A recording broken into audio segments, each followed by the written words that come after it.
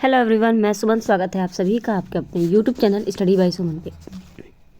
तो BPSC TRE 3 के लिए मैंने मैराथन लिया था और उसमें अगर बात करूं तो मैंने हिस्ट्री सारी करवा दी, ठीक है ना। हिस्ट्री के मैंने करवाए थे, उसमें आपका प्राचीन हिस्ट्री और मिडिवल हिस्ट्री और आपका यानी मध्य इतिहास, प्राचीन का इतिहास और आपका आधुनिक इतिहास, जिसमें आपका भारतीय राष्ट्रीय आंदोलन, ये सारी चीज़ें हमने कर लिए थे। आज का जो हमारा रहने वाला है, अब हमारा सबसे पहले हम विश्व का भूगोल देखेंगे। विश्व के भूगोल के बाद भारत का भूगोल देखेंगे। भारत के भूगोल के बाद हम देखेंगे बिहार का भूगोल। बिहार के भूगोल के बाद हम पर्यावरण का देखेंगे, ठीक है ना। तो ये आज का मैराथन आपका लगभग 2 घंटे का रहने वाला है और इसमें आपका जितना जीएस में बचा हुआ है, साइंस को छोड़ के, चाहे वो पॉलिटी हो, चाहे वो ईवीएस हो, चाहे वो आपका ज्योग्राफी हो, सारी चीज़ें हम कवर करेंगे, ठीक है ना। तो ये सुपर फास्ट आपका रिवीजन रहने वाला है, ये प्रैक्टिस सेट आपका रहने वाला है। तो आप सभी लोग जुड़ जाइएगा, ठीक है ना। तो शुरुआत करते हैं आज के हम क्लास की। जिन्होंने पिछली क्लास नहीं देखी है जाकर देख सकता है। देखिए, क्वेश्चन है आपके सामने। पहला क्वेश्चन है, सूर्य का पृष्ठीय ताप, ठीक है, सूर्य का पृष्ठीय तापमान आंका गया है।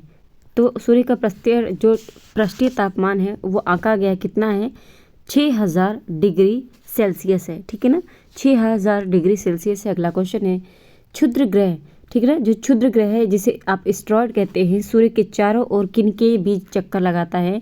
तो एस्ट्रॉयड हो गया या फिर क्षुद्र ग्रह, ये किन के बीच जो है आपका चक्कर लगाता है? तो ये मंगल और बृहस्पति के बीच में चक्कर लगाता है क्षुद्र ग्रह, ठीक है ना, बृहस्पति और मंगल के बीच में। अगला क्वेश्चन है, सौरमंडल का सबसे अधिक गर्म ग्रह कौन सा है? सौरमंडल का सबसे अधिक गर्म ग्रह ये शुक्र है, ठीक है ना। कौन सा है? शुक्र है। और इसे पृथ्वी की जुड़वा बहन भी कहते हैं, ठीक है ना।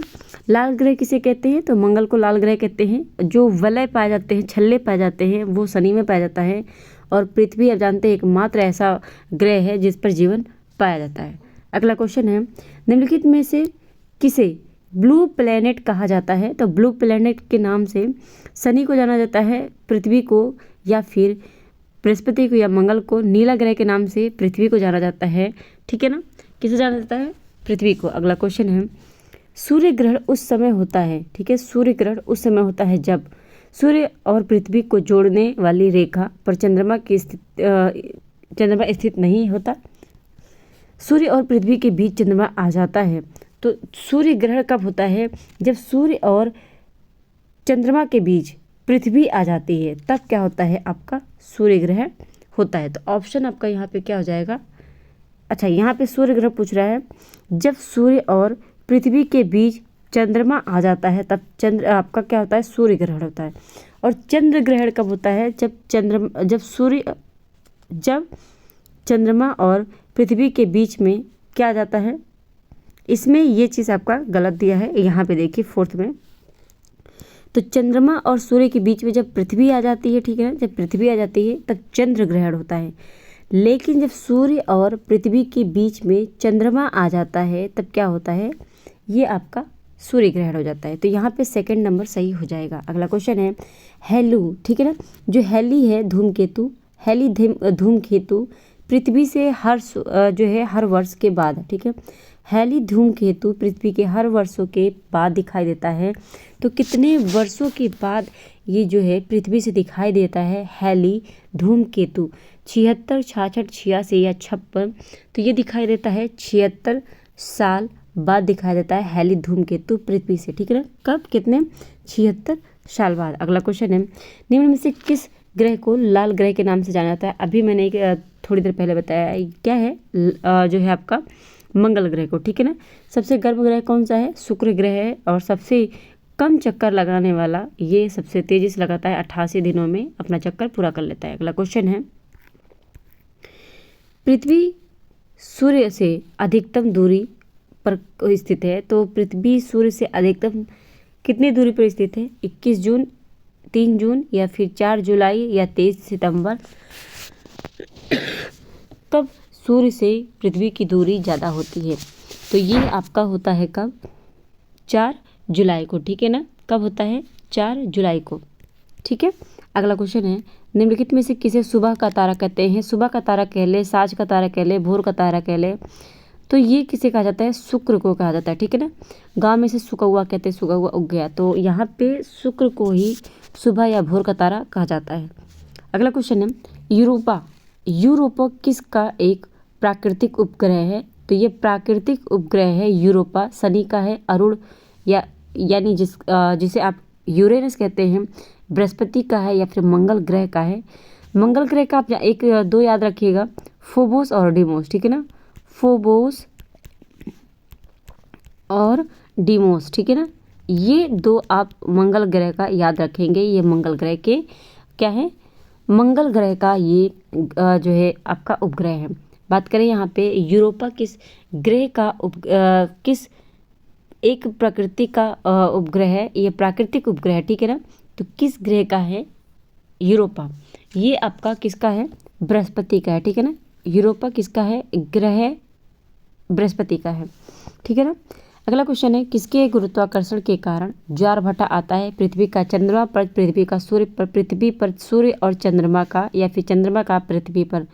तो किसके गुरुत्वाकर्षण के कारण ज्वारभाटा आता है? ये आता है पृथ्वी पर सूर्य और चंद्रमा का आकर्षण। ठीक है। अगला क्वेश्चन है, निम्नलिखित में से किस महाद्वीप से तीनों अक्षांशीय रेखाएं भूमध्य रेखा, कर्क रेखा और मकर रेखा गुजरती हैं? तो ये तीनों ही आपकी किससे गुजरती हैं? अफ्रीका महाद्वीप से।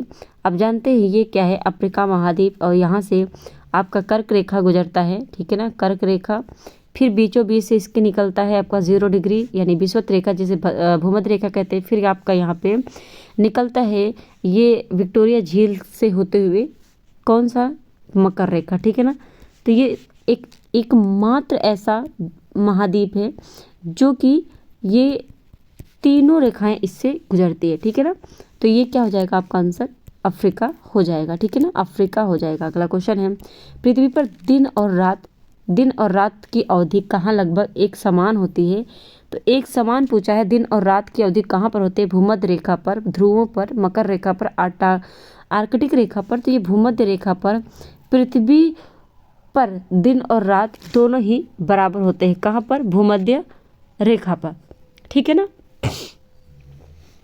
बात करें अगला क्वेश्चन की। अगला क्वेश्चन है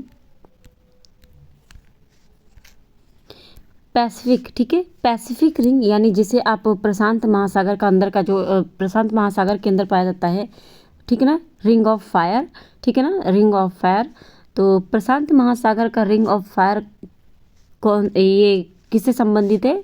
तेल कूपों की आग के साथ, ताप विद्युत केंद्रों के साथ, ज्वालामुखी और भूकंपों के साथ, दावा नल के साथ। तो पैसिफिक रिंग ऑफ फायर का संबंध किससे है? ये संबंध है किसके साथ? ज्वालामुखी और भूकंपों के साथ। ठीक है। अगला क्वेश्चन है, विश्व का सबसे बड़ा महाद्वीप कौन सा है? ये एशिया महाद्वीप है। विश्व का सबसे बड़ा महाद्वीप कौन सा है? एशिया महाद्वीप है। ठीक है ना। अगला क्वेश्चन है, हिमालय पर्वत श्रृंखला किसका उदाहरण है? तो हिमालयी पर्वत श्रृंखला ये है आपका वलित पर्वत। वलित पर्वत वो होते हैं जो कि अभी नवीन हुए हैं। ठीक है ना, तो ये वलित पर्वत कहलाते हैं। ठीक है। अवशिष्ट पर्वत जैसे अपलेशियन पर्वत हो गया आपका, अरावली पर्वत, जितने ओल्ड पर्वत है वो आपके आ जाते हैं अवशिष्ट पर्वत में। ठीक है ना। वलित पर्वत में आपका आ जाता है एंडीज पर्वत और हिमालय पर्वत श्रृंखला। ठीक है। अगला क्वेश्चन है आपका, लैगून क्या है? एक तालाब है, छिछला झील है, झरना है, जलप्रपात है। तो लैगून क्या है? एक झील है। ठीक है ना, लैगून क्या है? एक झील है। 17 का जो है आपका आंसर हो जाएगा 2, छिछला झील है। ठीक है। अगला क्वेश्चन है, रिएक्टर स्केल का प्रयोग किया जाता है तो वायु तीव्रता मापने के लिए नहीं, तड़ित शक्ति मापने के लिए, समुद्र की गहराई, फेदोमीटर होता है। समुद्र की गहराई मापने के लिए क्या यूज़ करते हैं? फेदोमीटर का यूज़ करते हैं। ठीक है ना, किसका? फेदोमीटर का। 1 मिनट। समुद्र की गहराई मापने के लिए फेदोमीटर का प्रयोग करते हैं। ठीक है। भूकंप के लिए हम रिएक्टर स्केल का प्रयोग करते हैं भूकंप के लिए, तो इसका आंसर 4th हो जाएगा। ठीक है। अगला क्वेश्चन है, मरुद्वीप या ओसिस किससे संबंधित है? मरुद्वीप किससे संबंधित है? हिम नदी, द्वीप से, पर्वत से या रेगिस्तान से? मरुद्वीप का संबंध किसे? मरुस्थलीय यानी रेगिस्तान से संबंधित है। नेक्स्ट क्वेश्चन है, नेक्स्ट क्वेश्चन है, इनमें से किस फसल के लिए लैटराइट, ठीक है ना, लैटराइट मृदा उपयुक्त मानी जाती है? कपास के लिए, तंबाकू, चाय या फिर गेहूं के लिए? गेहूं में सबसे जो है ज़्यादा उत्पादन कौन सा देश करता है? भारत करता है। और भारत में कौन? तो ये आपका हो जाएगा यूपी यानी उत्तर प्रदेश, ठीक है ना। चाय कर्नाटका में सबसे, ये असम की सबसे ज़्यादा होती है चाय, असम में। और तंबाकू आपका आंध्र प्रदेश में, ठीक है ना। और कपास की बात करें तो ये कर्नाटका में, ठीक है ना, कपास आपका कर्नाटका में।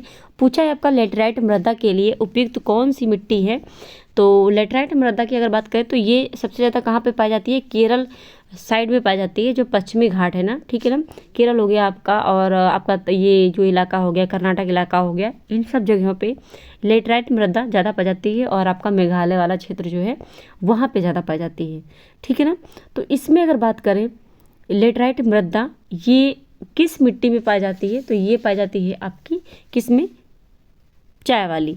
तो लेटराइट जो मृदा है ये चाय की खेती के लिए ज़्यादा उपयुक्त होती है, ठीक है, चाय की खेती के लिए ज़्यादा उपयुक्त होती है। अगला क्वेश्चन है, विश्व की सबसे पर्वतीय लंबी पर्वत श्रेणी, ठीक है ना, विश्व की सबसे लंबी पर्वत श्रेणी कौन सी है? हिमालय है, आल्प्स है, रॉकी है, एंडीज़ है। एंडीज़ पर्वत है, और एंडीज़ पर्वत ये कहाँ की है? दक्षिण अमेरिका की है, ठीक है ना। किसकी? दक्षिण अमेरिका की सबसे लंबी पर्वत श्रेणी है, या फिर इसे आप कह सकते हैं विश्व की सबसे लंबी पर्वत श्रेणी है। रॉकी पर्वत श्रेणी ये उत्तरी अमेरिका की सबसे जो है आपकी लंबी पर्वत श्रेणी है। और हिमालय आप जानते हैं एशिया में है। और आल्प से ये आपका कहाँ पर आता है? यूरोप में आ जाता है। अगला क्वेश्चन है, पृथ्वी सतह की, ठीक है ना, पृथ्वी सतह की सबसे ऊपरी परत को क्या कहते हैं? मेंटल कहते हैं, कोर कहते हैं, मैग्मा कहते हैं, क्रस्ट कहते हैं। तो ऊपरी सतह को क्या, परत को क्या कहते हैं? क्रस्ट कहते हैं। मेंटल जो होता है वो मध्य वाला भाग होता है, ठीक है ना, जिसमें आपका कोर, ये कोर क्या होता है? ये आपका बिल्कुल निचला वाला भाग होता है। और इसका जो आंसर हो जाएगा ये फोर्थ हो जाएगा, 22 का क्या हो जाएगा? फोर्थ हो जाएगा, क्रस्ट, ठीक है ना। ये देखिए मैं बता देती हूँ, यहाँ पे ये 3 भाग में यहाँ से डिवाइड है। ये वाला कोर हो जाता है आपका, ठीक है ना, ये आपका कोर हो जाएगा। ये सीमा यानी जो आपका क्या हो जाएगा? ये आपका मेटल हो जाएगा, ठीक है ना। और ये आपका क्रस्ट हो जाएगा, ठीक है ना, ये आपका क्या होता है? क्रस्ट हो जाता है। तो ये 3 भागों में बटा गया है, तो इसका फोर्थ जो है ऑप्शन सही हो जाएगा, ठीक है। नेक्स्ट क्वेश्चन हम देख लेते हैं, विश्व की सबसे गहरी, ठीक है, विश्व की सबसे गहरी खाई मैरियाना खाई कहाँ स्थित है? तो मैरियानी खाई या मैरियाना ट्रेंच कह सकते हैं, ये प्रशांत महासागर में स्थित है, ठीक है ना। प्रशांत महासागर को आप जो है पैसिफिक भी कहते हैं। और अटलांटिक जो महासागर है ये एस प्रकार का दिखाई देता है, ठीक है ना। किस प्रकार का? एस प्रकार का दिखाई देता है। अगला क्वेश्चन है, एल नीनो क्या है? एल नीनो क्या है? बहुत इंपॉर्टेंट है, इसे इंपॉर्टेंट में ले लीजिएगा। उष्ण समुद्री धारा है, या फिर समुद्री तूफान है, उष्णकटिबंधीय विक्षोभ है, टाइफून का दूसरा नाम है। तो एल नीनो जो है ये क्या है?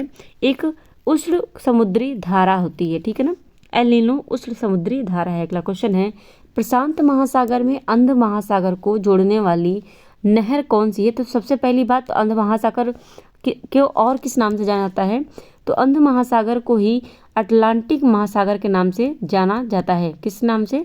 अटलांटिक के नाम से जाना जाता है। तो इसमें अगर बात करें अटलांटिक महासागर को प्रशांत महासागर से कौन जोड़ता है? ये जो है पनामा नहर जोड़ता है। स्वेज जो नहर है ये भूमध्य जो है, ठीक है ना, भूमध्य सागर को लाल सागर से, ठीक है ना, लाल सागर से जोड़ता है। कौन? ये जोड़ता है आपका स्वेज नहर, ठीक है ना। अगला क्वेश्चन है, विश्व की सबसे बड़ी coral reef great barrier reef कहाँ स्थित है? तो ये आपका ऑस्ट्रेलिया में स्थित है, ठीक है ना। ऑस्ट्रेलिया के, ये मान लीजिए आपका क्या है? ऑस्ट्रेलिया है। और इधर साइड भी आप देखेंगे तो बहुत बड़ी चट्टान है ये, इसकी अगर माना जाए तो बहुत बड़ी पाई जाती है ग्रेट बैरियर रीफ, इसकी बहुत बड़ी मात्रा में यहाँ पे देखने को मिलती है। इधर साइड अगर देखा जाए आपका जो है ऑस्ट्रेलिया का, तो ये आपका पूरा का पूरा डेजर्ट है, ठीक है ना। अगला क्वेश्चन देखते हैं। अगला क्वेश्चन है, स्वेज नहर निम्नलिखित में से किस जल निकायों को जोड़ती है? तो अभी ऊपर बताया मैंने, भूमध्य सागर को लाल सागर से जोड़ती है स्वेज नहर, ठीक है ना। अगला क्वेश्चन है,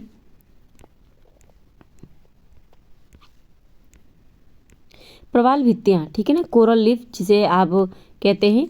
तो प्रवाल भित्तियाँ जो हैं, एक मिनट,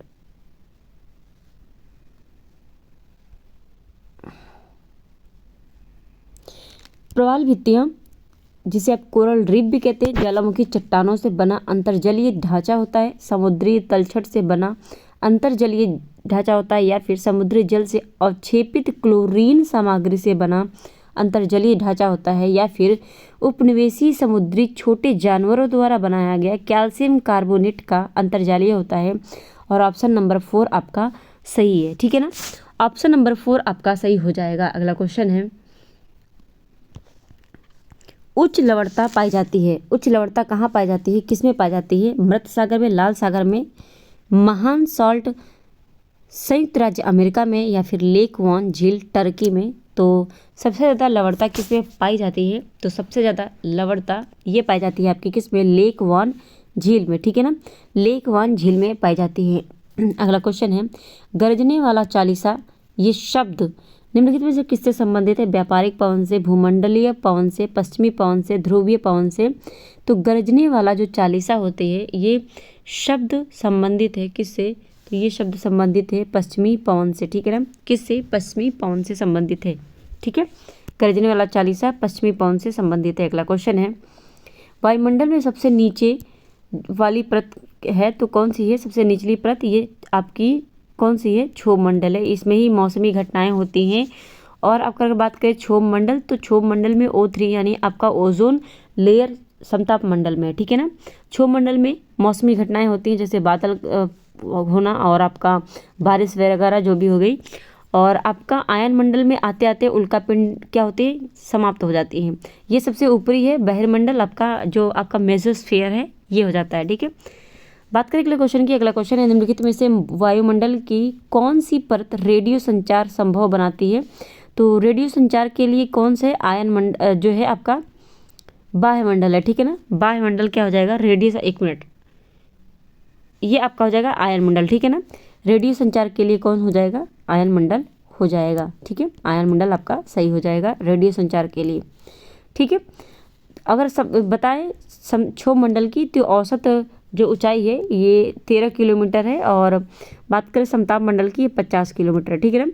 जब ये जो है क्षोभ मंडल से जब ऊपर को जाते हैं तो जो इसका तापमान है वो कम होता है, लेकिन जब आयन मंडल के ऊपर जाते हैं वहाँ से तापमान इसका ज़्यादा होने लगता है, और तापमान वहाँ पे आयन मंडल के ऊपर तापमान बढ़ने लगता है, ठीक है ना। अगला क्वेश्चन है, दक्षिणी ध्रुव, ठीक है ना, उत्तरी ध्रुव की अपेक्षा ठंडा क्यों होता है? तो दक्षिणी ध्रुव उत्तरी ध्रुव की अपेक्षा उच्च तुंगता, अधिक ऊर्जा, तेज हवाएं, सूर्य से दूरी के वजह से। तो किस वजह से सबसे उससे किस वजह से ये ठंडा होता है दक्षिणी ध्रुव उत्तरी ध्रुव की अपेक्षा?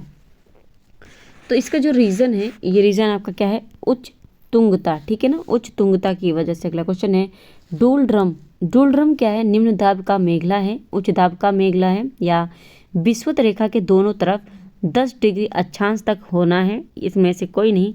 डोलड्रम क्या है? डोलड्रम क्या है? ये एक निम्न दाब का मेघला है, ठीक है ना, एक निम्न दाब का मेघला है डोलड्रम। अगला क्वेश्चन है, दक्षिण अमेरिका में शीतोष्ण मरुस्थलों, ठीक है, शीतोष्ण घास स्थलों का क्या जो है को क्या कहते हैं? पैप्पा डाउन्स, वेल्ड्स, या प्रेयरी। तो दक्षिण अमेरिका की बात हो रही है। सबसे पहली बात तो डाउन्स यहाँ की है नहीं और वेल्ड यहाँ की नहीं है। डाउन्स कहाँ की है? ऑस्ट्रेलिया की। वेल्ड कहाँ की है? वेल्ड अफ्रीका की है। और बात करें जो है आपका प्रेयरी और पैम्पास, तो पैम्पास आपकी कहाँ की है? ब्राज़ील की है। और प्रेयरी कहाँ की है? उत्तरी अमेरिका की है।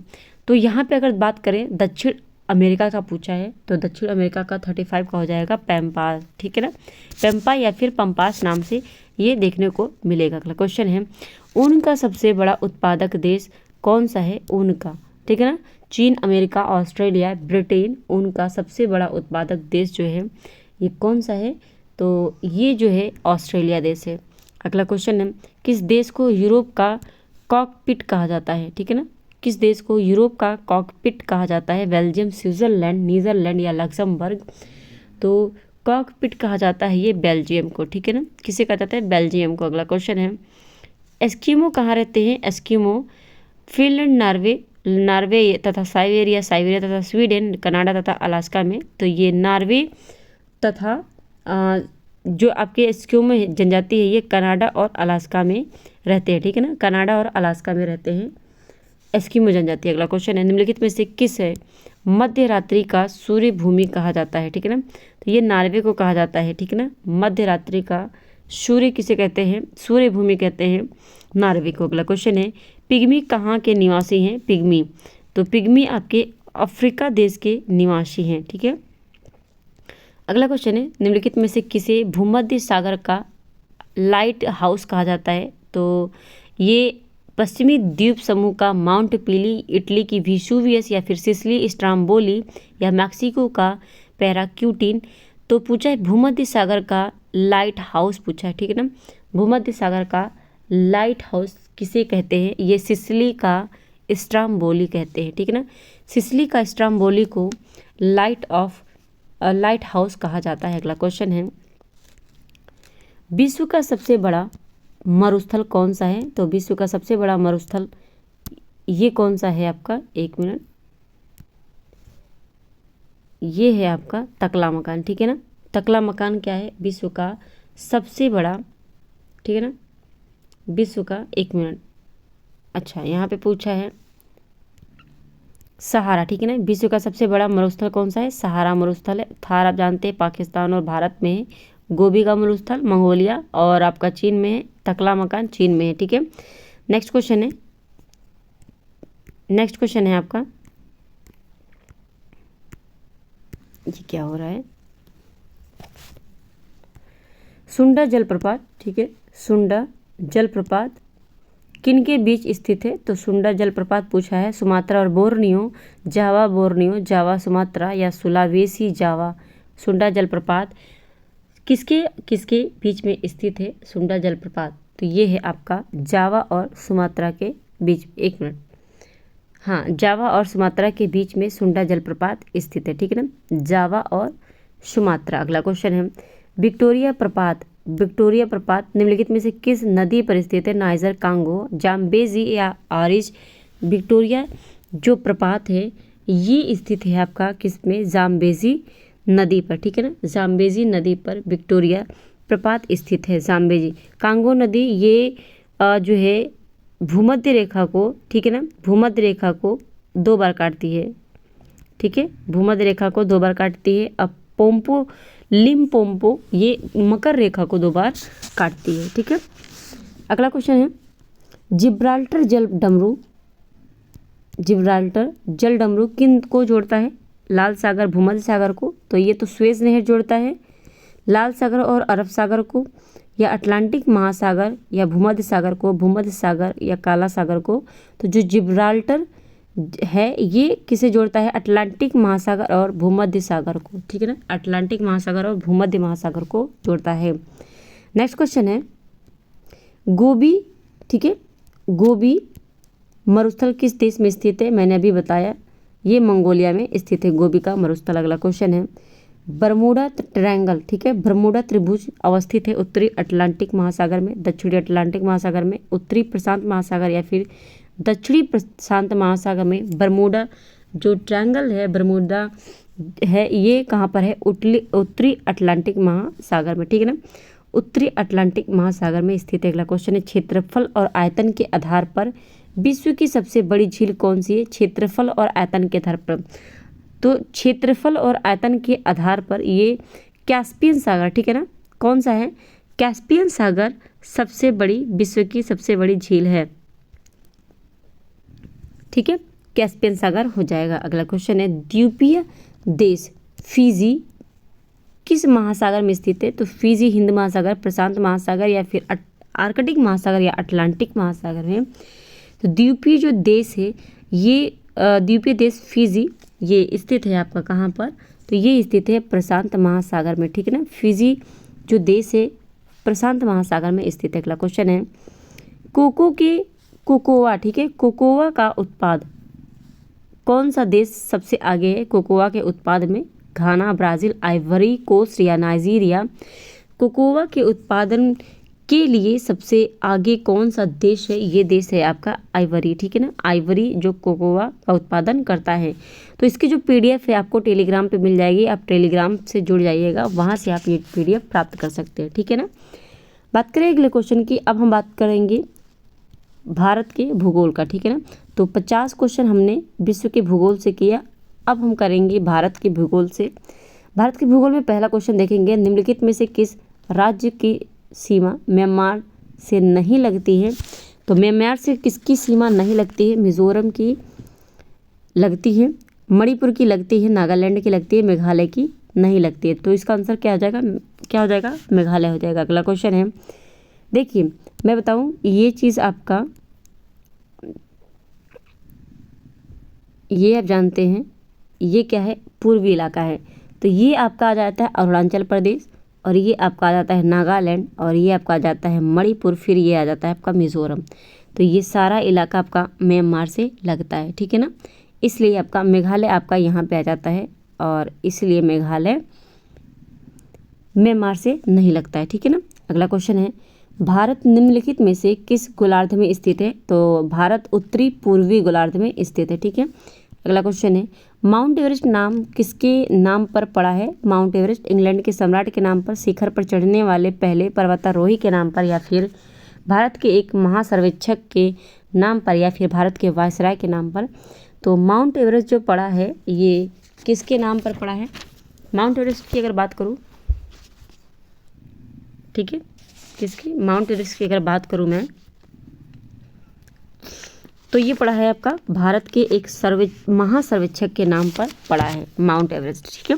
अगला क्वेश्चन है, भारत का मानक समय ग्रीनविच माध्य समय से कितना, ठीक है ना, समय से कितने घंटे आगे है? तो ये 5.5 घंटे आगे है, ठीक है ना। कितना?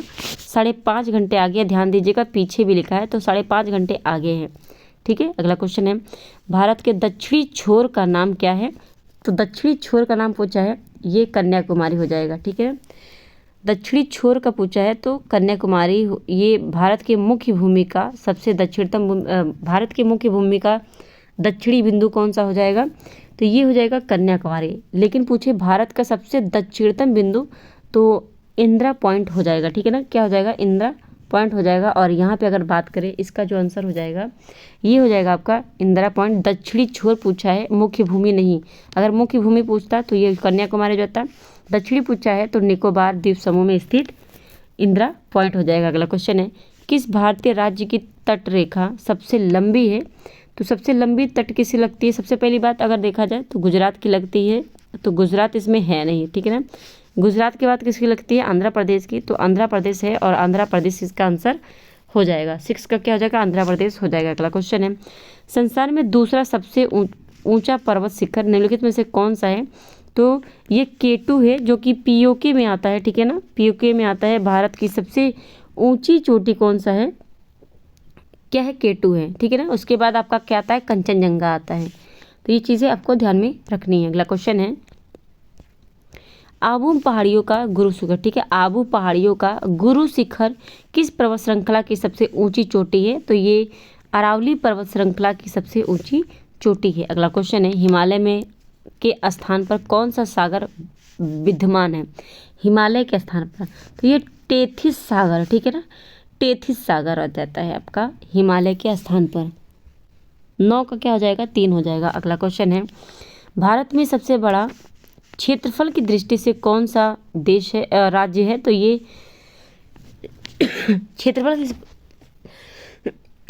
क्षेत्रफल की दृष्टि से पूछा है तो ये राजस्थान हो जाएगा। अगर जनसंख्या की दृष्टि से पूछेगा तो उत्तर प्रदेश हो जाएगा। अगला क्वेश्चन है, महाभारत में एकमात्र सक्रिय ज्वालामुखी बैरन आइलैंड, ठीक है, बैरन आइलैंड कहाँ स्थित है? तो ये अंडमान निकोबार द्वीप समूह में, निकोबार द्वीप समूह, लक्षद्वीप या मिनी निकोबार में, तो लक्षद्वीप मिनी निकोबार में तो है नहीं, अंडमान निकोबार समूह में या फिर निकोबार जो है अंडमान में है या फिर निकोबार में। तो भारत का एकमात्र सक्रिय ज्वालामुखी है बैरन द्वीप पे, और ये कहाँ पर स्थित है? तो ये आपका स्थित है कहाँ पर? ये है अंडमान में, ठीक है ना। कहाँ पर है? अंडमान में। नेक्स्ट क्वेश्चन की बात करें, अगला क्वेश्चन है, भारत की मुख्य भूमि का अक्षांश, ठीक है ना, भारत की मुख्य भूमि का अक्षांश के बीच फैला हुआ है। तो भारत का जो मुख्य भूमि है कि कितने अक्षांशों के बीच फैला हुआ है, देखिए ये फैला है आपका 4 डिग्री से लेके 37 डिग्री 6 मिनट उत्तरी अक्षांश तक, ठीक है ना, 4 डिग्री से लेके 37 डिग्री, ठीक है ना, 37 डिग्री 6 मिनट उत्तरी जो है अक्षांश तक फैला हुआ है आपका। तो इसका एक और यहाँ पे देखेंगे पूर्वी लिखा हुआ है, तो इसमें कंफ्यूज नहीं होना है। 12 का जो आंसर हो जाएगा ये हो जाएगा आपका पहला हो जाएगा, ठीक है, क्योंकि गोलार्ध पे जो हमारा जो भारत है ये किस में है, ये आपका आ जाता है उत्तरी में आ जाता है, ठीक है ना, तो उत्तरी हो जाएगा। अगला क्वेश्चन है, कर्क रेखा भारत के कितने राज्यों से होकर गुजरती है? तो भारत के 8 राज्यों से होकर गुजरती है। मित्र पर गमछा झार, और ये आपका ट्रिक है, इसे आप ध्यान में रखिएगा। अगला क्वेश्चन है, भारत में सबसे छोटा दिन कब होता है? तो भारत में सबसे छोटा दिन ये होता है आपका 21 दिसंबर को, और 21 दिसंबर को भारत में सबसे छोटा दिन होता है, लेकिन ऑस्ट्रेलिया में यही सबसे लंबा दिन होता है, ऑस्ट्रेलिया में, ठीक है। अगला क्वेश्चन है, भारत को श्रीलंका से अलग करने वाला जल डमरू कौन सा है? तो ये आपका पाक जल डमरू है, ठीक है ना, कौन सा? पाक जल डमरू है। अगला क्वेश्चन है, कर्क रेखा कहाँ से होकर नहीं गुजरती है? तो नहीं गुजरती है सबसे पहली बात तो राजस्थान से हो जाती है, छत्तीसगढ़ से भी जाती है, त्रिपुरा से भी जाती है, लेकिन उड़ीसा से नहीं जाती है, और उड़ीसा आपका आंसर सही हो जाएगा। भारत का मानक समय किस शहर से गुजरती है? तो इलाहाबाद के नैनी से, ठीक है ना, इलाहाबाद के नैनी से होकर गुजरती है, या अगर नैनी नहीं है तो यहाँ पे मिर्ज़ापुर होगा, तो मिर्ज़ापुर टिक लगा देंगे। अगला क्वेश्चन है, दक्षिण गंगोत्री कहाँ स्थित है? तो ये उत्तराखंड में स्थित है। यहीं से आपका क्या निकलता है? गंगा नदी निकलती है, ठीक है ना, गंगा नदी कहाँ से निकलती है? दक्षिणी गंगोत्री से निकलती है। अगला क्वेश्चन है, हिमालय की ऊंची चोटी कंचनजंगा कहाँ स्थित है? तो ये आपका सिक्किम में स्थित है, ठीक है ना, कहाँ पर? सिक्किम में स्थित है। अगला क्वेश्चन है, विश्व में सबसे बड़ा नदी द्वीप माजुली द्वीप कहाँ स्थित है? तो ये आपका स्थित है असम में, ठीक है ना, असम में कहाँ पर? ब्रह्मपुत्रा नदी पर स्थित है, ठीक है ना, ब्रह्मपुत्रा नदी पर स्थित है माजुली द्वीप। अगला है, प्रायद्वीपीय भारत का सबसे बड़ी नदी, ठीक है, कौन सी है? तो प्रायद्वीपीय भारत की सबसे बड़ी नदी गोदावरी नदी है, ठीक है ना, कौन है? गोदावरी नदी प्रायद्वीपीय भारत की सबसे बड़ी नदी है, गोदावरी। उसके बाद दक्षिण गंगा किसे कहते हैं? कावेरी को कहते हैं। नर्मदा पे आप जानते हैं नर्मदा पे सरदार सरोवर बांध है, और आपका बात करें महानदी पर हीराकुंड बांध है, ठीक है ना, महानदी पर हीराकुंड बांध है उड़ीसा में। और नर्मदा नदी जो है अगर बात करें तो ये आपका एस्चुरी बनाती है, ये अरब सागर में गिरती है, ठीक है। अगला क्वेश्चन है, भारत की निम्न नदियों में से कौन सी नदी डेल्टा नहीं बनाती है? तो डेल्टा जो बनाती है, देखिए ये आपका भारत का जो दक्षिणी इलाका है, जितनी भी नदियाँ आपकी अरब सागर में गिरती हैं वो एस्चुरी बनाती हैं, जितनी भी नदियाँ बंगाल की खाड़ी में गिरती हैं वो क्या बनाती हैं? डेल्टा बनाती हैं। और इसमें आपका जो गोदावरी है ये आपका अरब सागर में गिरता है, गंगा भी अरब सागर में गिरता है, और बात करें महानदी भी अरब सागर में ही गिरती है, लेकिन ताप्ती नदी ये अगर बात करें गंगा नदी, तो गंगा नदी बंगाल की खाड़ी में गिरती है, गोदावरी भी बंगाल की खाड़ी में गिरती है, महानदी भी बंगाल की खाड़ी में गिरती है, लेकिन ये अगर बात करें इसमें इस ऑप्शन के हिसाब से अगर बात करें तो ताप्ती नदी ये अरब सागर में जाकर गिरती है। ताप्ती, लूनी, माही और आपका हो जाएगा जो है नर्मदा, ये कहाँ पे गिरती हैं? ये आपका गिरता है कहाँ पर? अरब सागर में। तो इसका आंसर ताप्ती हो जाएगा। अगला क्वेश्चन है, नर्मदा नदी किस स्थान से उत्पन्न होती है? तो ये अमरकंटक पहाड़ी से निकलती है नर्मदा नदी, ठीक है ना। बारालाचा, तो ये तो हिमाचल प्रदेश है, ये कहाँ से आ जाएगा? ब्रह्मगिरी नहीं, हिमालय नहीं, तो अमरकंटक कहाँ पर है? एमपी में। अमरकंटक की पहाड़ी से ही सोम नदी, नर्मदा नदी ये निकलती हैं, ठीक है ना। बात करें अगले क्वेश्चन की। अगला क्वेश्चन है, भारत में निम्नलिखित नदियों में से किस नदी को राष्ट्रीय नदी घोषित किया गया है? राष्ट्रीय नदी, ठीक है ना, तो राष्ट्रीय नदी कौन है? गंगा नदी क्या है? राष्ट्रीय नदी है। नागार्जुन बांध किस पर है? नागार्जुन बांध कृष्णा नदी पर है। सरदार सरोवर बांध आपका नर्मदा नदी पर है। और आपका बात करें गोदावरी नदी, तो ये दक्षिण भारत की सबसे बड़ी नदी है, ठीक है ना। और गंगा नदी 25-25 किलोमीटर ये भारत में है, ठीक है, भारत में इसकी लंबाई है। और बात करें इसकी, तो ये भारत की सबसे लंबी नदी है, ठीक है ना, भारत की सबसे लंबी नदी है। और ये गंगा नदी बिहार में 99 किलोमीटर जो है पटना में है, ठीक है ना, 99 किलो ये बिहार में है। और अगर बात करें यहाँ पे राष्ट्रीय नदी घोषित किया गया है, तो ये घोषित किया गया है आपका गंगा नदी को। अगला क्वेश्चन है फिर से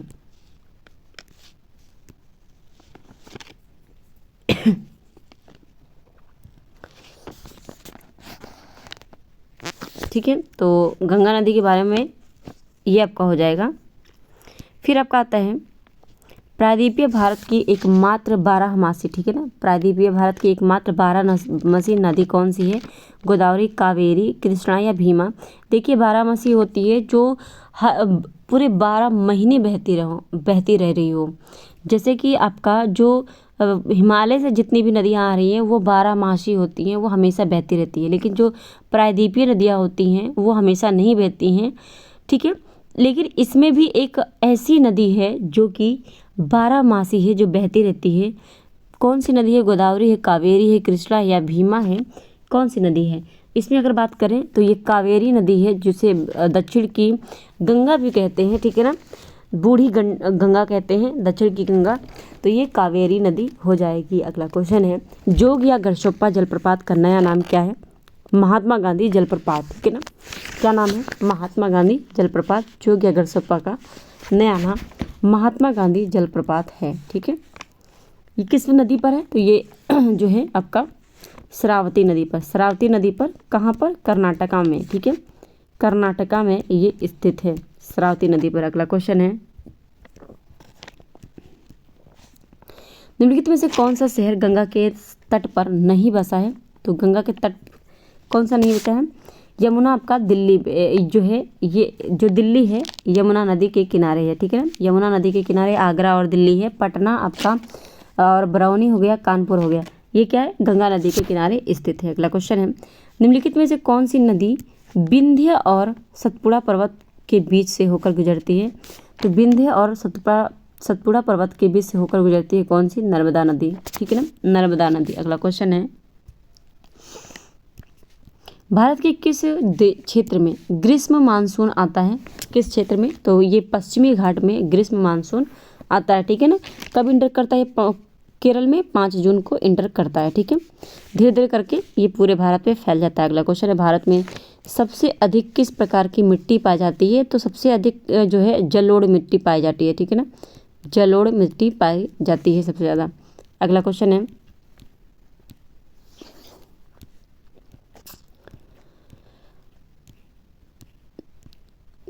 ठीक है, तो इसमें एलुवियल सॉइल हो जाएगा, ठीक है। अगला क्वेश्चन है सबसे अधिक प्याज उत्पादन करने वाला राज्य कौन सा है? ये महाराष्ट्र है, सबसे ज़्यादा कांदा यहीं पे उत्पादन किया जाता है। अगला क्वेश्चन है पश्चिम बंगाल में सबसे ज़्यादा चावल, ठीक है ना, पश्चिम बंगाल में सबसे ज़्यादा चावल। और बिहार में जानते हैं अग्रणी है गन्ना, चावल और गेहूँ के लिए। उत्तर प्रदेश सबसे ज़्यादा आलू और गेहूँ के लिए जाना जाता है, ठीक है ना। अगला क्वेश्चन है हरित क्रांति सबसे अधिक सफल रही है कब? पंजाब और तमिलनाडु में, पंजाब, हरियाणा और उत्तर प्रदेश में। उत्तर प्रदेश और महाराष्ट्र में, तो पंजाब, हरियाणा, उत्तर प्रदेश में सबसे अधिक जो है सफल रही है हरित क्रांति, ठीक है ना। आप जानते हैं हरित क्रांति कब आई थी? तो हरित क्रांति ये आपका तीसरी पंचवर्षीय योजना में आई थी, ठीक है, तीसरी पंचवर्षीय योजना में। बात करें अगले क्वेश्चन की। अगला क्वेश्चन है काटो और जलाओ कृषि नाम दिया गया। काटो और जलाओ कृषि किसके लिए? आलू की खेती विधि को, या फिर वन उन्मूलन के प्रक्रिया को, मिश्रित खेती को, या स्थानांतरित खेती को। तो काटो और जलाओ जो है खेती किसका नाम है? तो ये नाम है आपका स्थानांतरित खेती का, ठीक है ना। अब जानते हैं इस स्थानांतरित खेती से जो क्वेश्चन आया था आपका पोडू, ठीक है, पोडू हो गया, पेंडू हो गया, ये आपके क्वेश्चन आया था बीपीएससी टीआरई 2 में, ठीक है ना, टीआरई 2 में आया था। तो यहाँ से आपके क्वेश्चन बनेंगे, ये ध्यान रखिएगा। अगला क्वेश्चन है निम्नलिखित में से भारत का, ठीक है, निम्नलिखित में से भारत का कौन सा राज्य चाय की खेती के लिए प्रसिद्ध है? तो ये असम है जो चाय की खेती के लिए जाना जाता है। और आप जानते हैं लैटराइट मिट्टी चाय की खेती के लिए सबसे ज़्यादा महत्वपूर्ण होती है। और बात करें जम्मू कश्मीर में, तो जम्मू कश्मीर केसर के लिए जाना जाता है, ठीक है, केसर के लिए जाना जाता है। अगला क्वेश्चन है, मुंबई हाई किससे संबंधित है? तो मुंबई हाई ये पेट्रोलियम से संबंधित है, ठीक है ना, पेट्रोलियम से। सबसे ज़्यादा जूट कहाँ पे पाया जाता है, किस राज्य में? तो ये वेस्ट बंगाल में, पश्चिम बंगाल में पाया जाता है, ठीक है, पश्चिम बंगाल में। दूसरे नंबर पर कौन है? बिहार है। अगला क्वेश्चन है, भारत का कौन सा राज्य लौह अयस्क यानी कच्चे लोहे का सबसे बड़ा उत्पादक है? झारखंड। तो झारखंड ही आपका सही हो जाएगा। अगला क्वेश्चन है, भारत में कृष्णा, ठीक है, कृष्ण क्रांति किस क्षेत्र में संबंधित है? तो कृष्ण जो क्रांति ये पेट्रोलियम से संबंधित है, ठीक है, पेट्रोलियम से। अगला क्वेश्चन है, कोलार स्वर्ण की खानें कहाँ स्थित है? कोलार स्वर्ण की खानें कर्नाटक, आंध्र प्रदेश, तमिलनाडु, राजस्थान। तो ये कर्नाटक से संबंधित है, ठीक है ना, कोलार। और अगर बात करें तो चांदी के लिए राजस्थान जाना जाता है, ठीक है। और आंध्र प्रदेश में आप जानते हैं तंबाकू का जो केंद्र है वो स्थित है आंध्र प्रदेश में। अगला क्वेश्चन है, मध्य प्रदेश में कोरबा जाना जाता है, कोरबा, ठीक है, कोरबा जाना जाता है एल्युमिनियम उद्योग के लिए, तांबा के लिए, अब्रक के लिए या फिर इस्पात के लिए। तो जो कोरबा है मध्य प्रदेश में स्थित है और ये किस लिए जाना जाता है? तो ये जाना जाता है आपका तांबा जो है एल्युमिनियम के उद्योग के लिए जाना जाता है, ठीक है ना, एल्युमिनियम के उद्योग के लिए जाना जाता है। भारत का कृत्रिम बंदरगाह, भारत का कृत्रिम बंदरगाह कौन सा है? कांडला। ये आपका कहाँ पर है? तो गुजरात में, ठीक है ना, कांडला कहाँ है? गुजरात में है। मैंगलोर आपका बेंगलोर में है कि चेन्नई, मद्रास और हल्दिया, हल्दिया आपका कर्नाटक जो है कर्नाटका में है। तो कृत्रिम बंदरगाह पूछा है, ये कहाँ पर स्थित है? कृत्रिम बंदरगाह ये आपका कहाँ पर है? चेन्नई, मद्रास, ठीक है, जो चेन्नई मद्रास वाला जो है ये क्या है आपका? कृत्रिम बंदरगाह है। अगला क्वेश्चन है, राष्ट्रीय राजमार्ग की व्यवस्था की जिम्मेदारी, ठीक है, राष्ट्रीय राजमार्ग की व्यवस्था की जिम्मेदारी है, राष्ट्रीय राजमार्ग की व्यवस्था की जिम्मेदारी किसके हाथ में है? राज्य सरकारों के, केंद्र सरकार की, केंद्र तथा राज्य सरकारों की या फिर स्थानीय सरकारों की, किसके हाथ में है?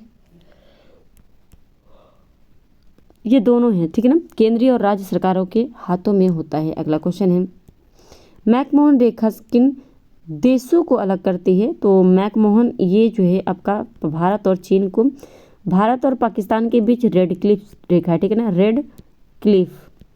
अच्छा, डूरंड रेखा तो ये भारत और अफगानिस्तान के बीच, ठीक है ना, भारत और अफगानिस्तान के बीच क्या है? डूरंड रेखा है, ठीक है। अगला क्वेश्चन है, बांग्लादेश की सीमा भारत के कितने राज्यों से लगती है? तो बांग्लादेश की जो सीमा है भारत के 5 राज्यों से लगती है, ठीक है ना, कितने राज्यों से? 5 राज्यों से लगती है, ठीक है। अगला क्वेश्चन है, भारत के किस प्रदेश की सीमा 3 देशों क्रमशः नेपाल, भूटान, चीन से मिलती है? तो ये मिलता है आपका किसके साथ? मेघालय के साथ नहीं लगता है, पश्चिम बंगाल के साथ। ये आपका सिक्किम, ठीक है ना, सिक्किम का नेपाल से भी लगता है, भूटान से भी लगता है और चीन से भी लगता है, ठीक है। अगला क्वेश्चन है, और जो है आपका अरुणाचल प्रदेश है ये चीन और जो है आपका भूटान हो गया और म्यांमार से लगता है, ठीक है। तो यहाँ पे पूछा है नेपाल, भूटान, चीन से, तो ये सिक्किम का लगता है। अगला क्वेश्चन है, खासी और गारो जयंतियाँ मुख्यतः कहाँ पाई जाती है? ये मेघालय में पाई जाती है, खासी, गारो जयंतियाँ, ठीक है। अगला क्वेश्चन है, 2011 की जनगणना के अनुसार किस राज्य की आबादी अधिकतम थी?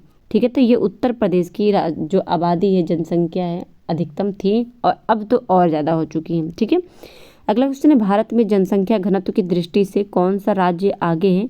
तो जनसंख्या घनत्व की पूछा है तो ये बिहार हो जाएगा। सबसे ज़्यादा जनसंख्या उत्तर प्रदेश, लेकिन जनसंख्या घनत्व अगर पूछ देता है तो बिहार हो जाएगा, ठीक है। अगला क्वेश्चन है, गांव से नगरों की ओर प्रवजन, ठीक है, प्रवजन बढ़ाता है शहरों में भारी भीड़ होना या फिर गंदी बस्ती या फिर शहरों में अपराध दरों में वृद्धि या उपरोक्त में से सभी? तो गांव से नगरों की ओर प्रवजन बढ़ाता है, ये क्या बढ़ाता है आपका? अगर बात करें तो यहाँ पे ये सभी हो जाएगा। शहरों में भारी भीड़ हो जाती है, गंदी बस्ती होने लगती हैं, अपराधों की जो दर है वो वृद्धि होने लगती है। तो इसमें सभी सही हो जाएंगे। अगला क्वेश्चन है, उच्चावच प्रदर्शन के लिए हैच्यूरी विधि, ठीक है, हैच्यूर विधि जो है, उच्चावच प्रदर्शन के लिए हैच्यूर विधि का विकास किसने किया था? लेहमान ने, गुटेनबर्ग ने, गीगर या रिटर ने? तो ये जो है किसने किया था? अगर 49 की बात करें तो ये लेहमान ने किया था उच्चावच प्रदर्शन के लिए हैच्यूर विधि, ठीक है। हैच्यूर विधि किससे संबंधित है? इतना ध्यान रखेंगे, लेहमान से, ठीक है। अगला क्वेश्चन है, पिन कोड के प्रथम 4 अंक वाला, ठीक है ना, पिन कोड की प्रथम संख्या 4 वाला स्थान किस देश में होगा? कर्नाटक, गुजरात या फिर महाराष्ट्र या उत्तर प्रदेश? तो पिन कोड की प्रथम संख्या 4 वाला स्थान ये आपका होगा महाराष्ट्र, ठीक है ना। तो ये आपका 50 हमने देखा। वर्ल्ड मैप, वर्ल्ड ज्योग्राफी में 50 देख कर लिया हमने, और 50 क्वेश्चन हमने जो है ये इंडिया, ठीक है, इंडिया ज्योग्राफी में कर लिया। तो 50 100 क्वेश्चन आपके हमने कितने देर में? 45 मिनट में हमने 100 क्वेश्चन कर लिए। इतना फास्ट हम कर रहे हैं, ठीक है।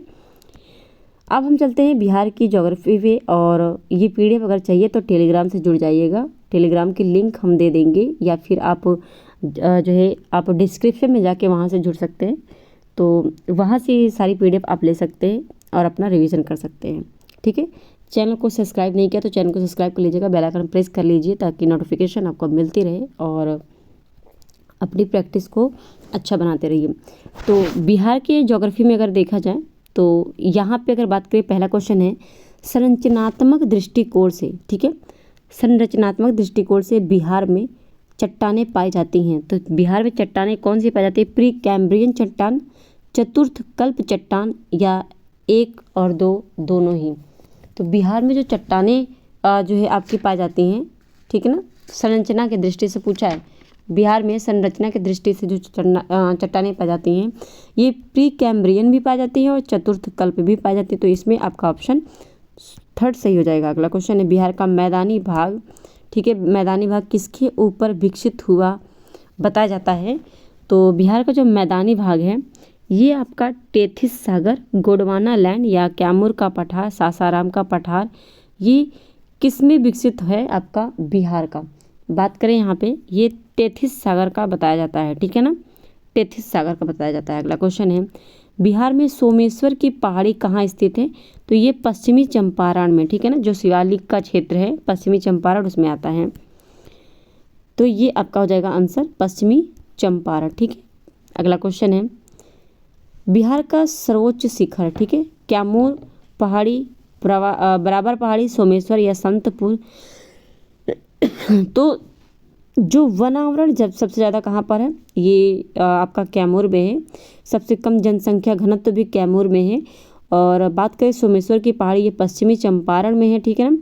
और आपका आता है, पूछा है कि बिहार का सर्वोच्च शिखर कौन सा है, ठीक है ना, बिहार का सर्वोच्च शिखर, तो ये आपका आ जाएगा सोमेश्वर की पहाड़ी, ठीक है ना, सोमेश्वर ये सर्वोच्च शिखर हो जाएगा। अगला क्वेश्चन है, प्राकृतिक बनावट की दृष्टि से बिहार विभाजित है। तो गंगा का उत्तरी मैदान, दक्षिणी गंगा का मैदान, या फिर आपका बात करें तो दोनों ही? तो देखिए उत्तरी और दक्षिणी गंगा के मैदान दोनों में ही बटा हुआ है आपका बिहार, ठीक है ना, उत्तरी और गंगा के मैदान दोनों में ही बटा हुआ है। तो ये देखिए उत्तरी गंगा और दक्षिणी गंगा, आपका ये क्या है? बिहार है, ठीक है ना, ये आपका बिहार है और आपका बीचों बीच से गंगा नदी जाती है। तो ये आपका क्या हो जाएगा? उत्तरी गंगा हो जाएगा, ये दक्षिणी गंगा का मैदान हो जाएगा। तो ये आपका दोनों ही आपका इसमें सही हो जाएगा, ठीक है, दोनों ही सही हो जाएगा।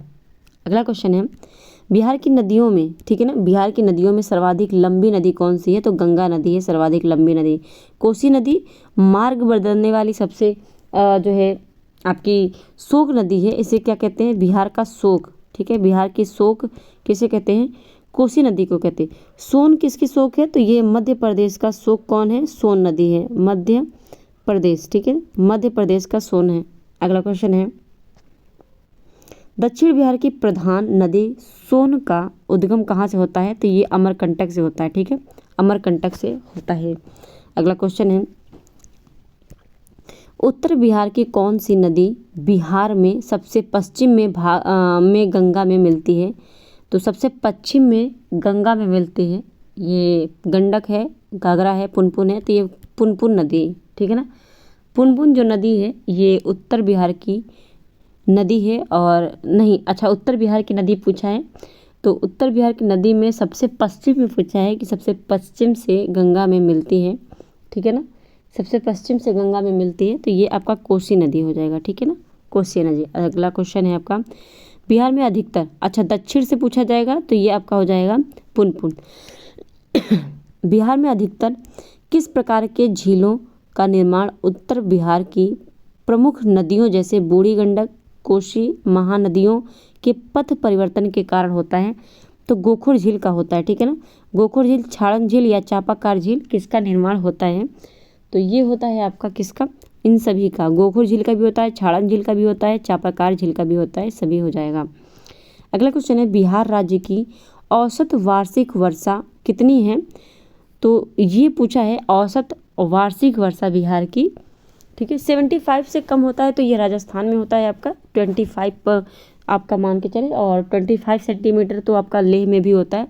तो सबसे सूखा स्थान आपका लद्दाख का लेह है, और उसके बाद आपका आता है राजस्थान, ठीक है ना। तो इसमें अगर पूछा है कि औसत वर्षा जो है बिहार का कितना है, 200 सेंटीमीटर तो होने से रहा, कितना हो जाएगा, 50 सेंटीमीटर से 150 सेंटीमीटर हो जाएगा बिहार का जो औसत वर्षा है, ठीक है ना। और 200 सेंटीमीटर तो आपका जो है अमेजन की जो अमेजन जो घाटियाँ हैं आपकी, इन सब में हो जाएगा। अगला क्वेश्चन है, बिहार राज्य के किस भाग में पहली और सबसे अधिक वर्षा होती है? किस भाग में सबसे पहले होता है? तो ये उत्तर पूर्वी भाग में होता है, और सबसे ज़्यादा कहाँ पर होता है? किशनगंज में सबसे पहले होता है, और वहीं पे आपका सबसे ज़्यादा वर्षा होता है किशनगंज में, ठीक है ना। सबसे पहले इंटर कहाँ पे करता है जो वर्षा है? तो ये करता है आपका उत्तरी पूर्वी भाग में, और ये बंगाल की खाड़ी से होती है बारिश, ठीक है। अगला क्वेश्चन है, मई, जून और अक्टूबर नवंबर में, ठीक है, मई, जून और अक्टूबर नवंबर में कहाँ उठने वाले चक्रवातों का प्रभाव बिहार के जलवायु में पड़ता है?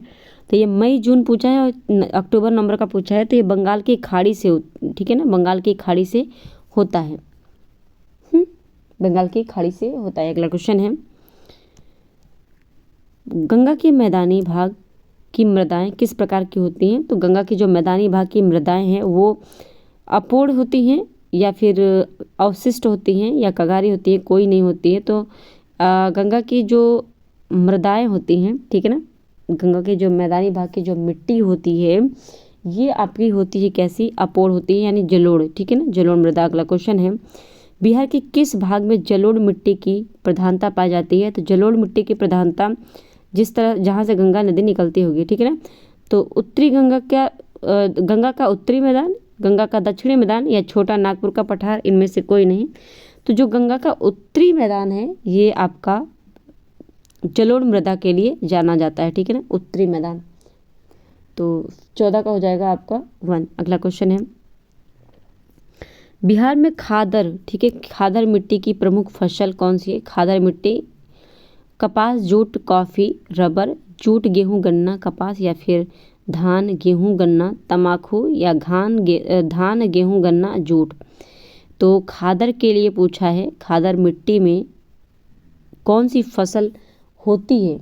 ये होती है आपका गन्ना, धान, गेहूं, गन्ना और जूट। तंबाकू तो आपका आंध्र प्रदेश में, कपास आपका कर्नाटक में, रबड़ आपका केरल में होता है, ठीक है ना, और जूट आपका जानते हैं पश्चिम बंगाल और बिहार दोनों में ही होता है। अगला क्वेश्चन है, बिहार राज्य के कुल भौगोलिक क्षेत्र की तुलना में समस्त वन, सभी वन प्रतिशत कितना है? तो ये 7.84% है, ठीक है ना, 7.84% है, और टारगेट कितना है? 33.33% है, ये टारगेट है। और पूरे भारत का कितना अभी है? तो ये 24 पॉइंट कुछ करके आपका है वन क्षेत्र, ठीक है।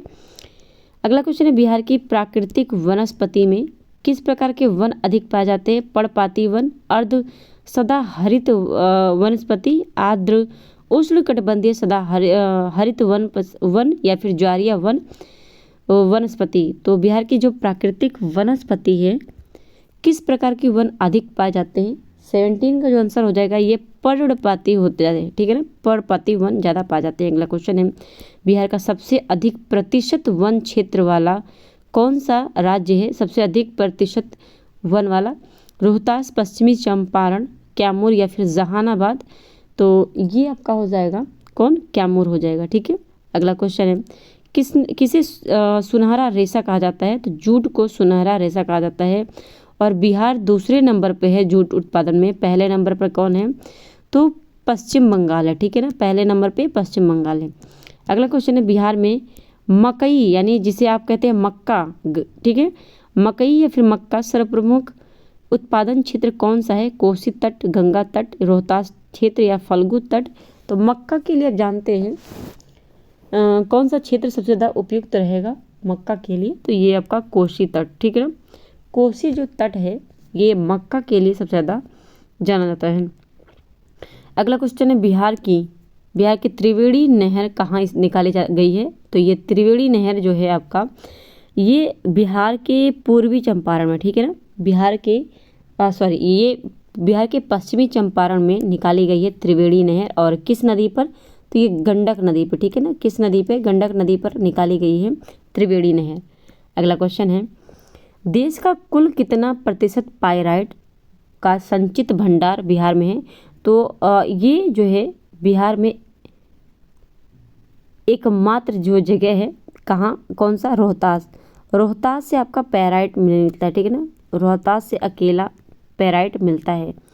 तो इसमें जो आंसर हो जाएगा आपका 55%, 95 या 39 या 75%, कितना परसेंट जो है ये निकाला जाता है या पायराइट पाया जाता है? तो ये 95% अकेला पाया जाता है, ठीक है ना, पायराइट कहाँ पर? रोहतास में। अगला क्वेश्चन है, बिहार राज्य के बरौनी में स्थित तेल शोधन कारखाना किसकी इकाई है? ONGC या फिर हिंदुस्तान पेट्रोलियम या भारत पेट्रोलियम, भारतीय तेल निगम, किसकी इकाई है बरौनी तेल शोध कारखाना? तो ये है आपका किसका? हिंदुस्तान पेट्रोलियम, ठीक है, हिंदुस्तान पेट्रोलियम का। अगला क्वेश्चन है, वनों से प्राप्त पदार्थों पर आधारित बिहार राज्य का कौन सा उद्योग देश में प्रथम स्थान है? बीड़ी उद्योग, लाख उद्योग, कागज उद्योग, इमारती लकड़ी उद्योग।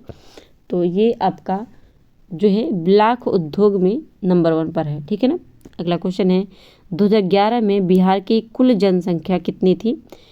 तो ये 10 करोड़ से अधिक थी, ठीक है ना, 10 करोड़ से अधिक थी। अब तो बढ़ गया है, 13 करोड़ के आसपास आपका आ गया है, ठीक है ना। तो ये 10 करोड़ हो जाएगा। तो ये बिहार का हमारा ज्योग्राफी था, ठीक है ना, बिहार की ज्योग्राफी भी हमने कंप्लीट कर ली। अब हम करते हैं जीएस का, ठीक है, जो मिक्स आपकी जीएस आती हैं उस पर हम बात करेंगे, ठीक है।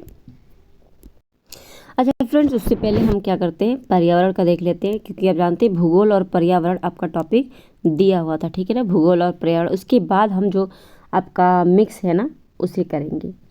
तो सबसे पहले हम जो है ईवीएस को देख लेते हैं। ईवीएस में पहला क्वेश्चन है आपका, ठीक है, ईवीएस में आपका पहला क्वेश्चन है, हवा में उपस्थित ऑक्सीजन, ठीक है ना, ऑक्सीजन का प्रतिशत लगभग कितना है?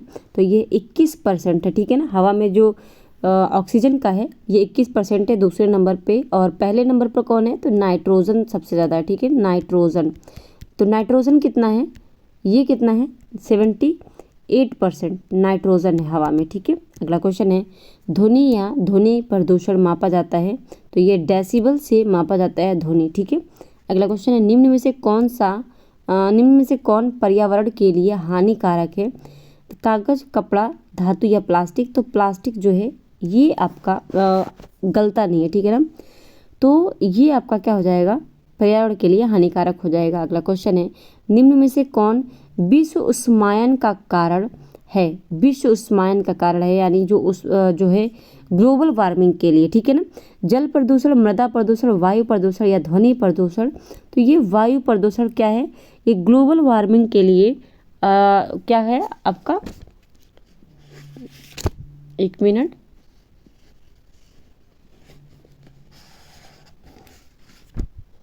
ग्लोबल वार्मिंग के लिए आपका तो ग्लोबल वार्मिंग के लिए वायु प्रदूषण कारण है, ठीक है ना। अगला क्वेश्चन है, निम्न में से कौन वायु प्रदूषण का एक उदाहरण है?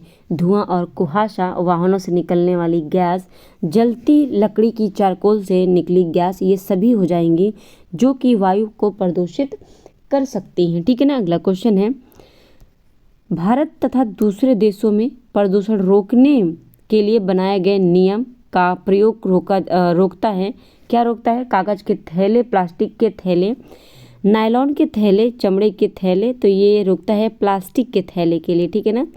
किसके लिए? प्लास्टिक के थैले के लिए रोकता है, ये दूसरे नंबर का ऑप्शन हो जाएगा, प्लास्टिक के थैले के लिए। अगला क्वेश्चन है, पारिस्थितिकी तंत्र का उदाहरण क्या है? वायु, तालाब, जल, मृदा। तालाब क्या है? पारिस्थितिकी तंत्र हो जाएगा। नेक्स्ट क्वेश्चन है, सीएनजी, ठीक है, सीएनजी संक्षिप्त रूप है सीएनजी का, कंप्रेस्ड नेचुरल गैस हो जाएगा, ठीक है ना, कंप्रेस्ड नेचुरल गैस हो जाएगा इसका फुल फॉर्म सीएनजी का। अगला है, वायु प्रदूषण को कम किया जा सकता है कैसे? वृक्षों द्वारा, मछलियों द्वारा, जंतुओं द्वारा, सूर्य प्रकाश के द्वारा। तो ये वृक्षों के द्वारा वायु प्रदूषण को कम किया जा सकता है, ठीक है ना। नेक्स्ट क्वेश्चन है, विश्व पर्यावरण दिवस मनाया जाता है 5 नवंबर को, 5 जनवरी या 5 जून को। तो विश्व पर्यावरण दिवस 5 जून को मनाया जाता है। अगला क्वेश्चन है, विश्व उष्मायन के लिए यानी जो ग्लोबल वार्मिंग होता है उसके लिए निम्न में से कौन एक कारक है?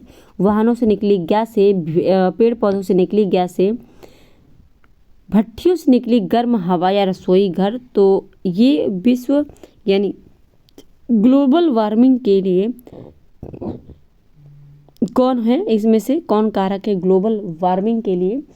तो ये आपका है वाहनों से निकलने वाली जो है गैस होती है। तो आप जानते हैं वाहनों से सबसे ज़्यादा कौन सी गैस निकलती है? कार्बन मोनोऑक्साइड निकलती है, ठीक है ना, जो जिसे आप धर्मघोटू गैस कहते हैं, जिसकी वजह से व्यक्ति की मृत्यु भी हो जाती है, ठीक है। अगला क्वेश्चन है, पेड़ पौधे प्रदूषण को घटाते हैं, ठीक है, पेड़ पौधे प्रदूषण को घटाते हैं क्योंकि वे अवशोषण करते हैं। तो पेड़ पौधे आप जानते हैं कार्बन डाइऑक्साइड को अवशोषित करते हैं और ऑक्सीजन को रिलीज करते हैं यानी छोड़ते हैं, जिसे हम यूज़ करते हैं, ठीक है ना। अगला क्वेश्चन है, यूज़ यानी हम ग्रहण करते हैं।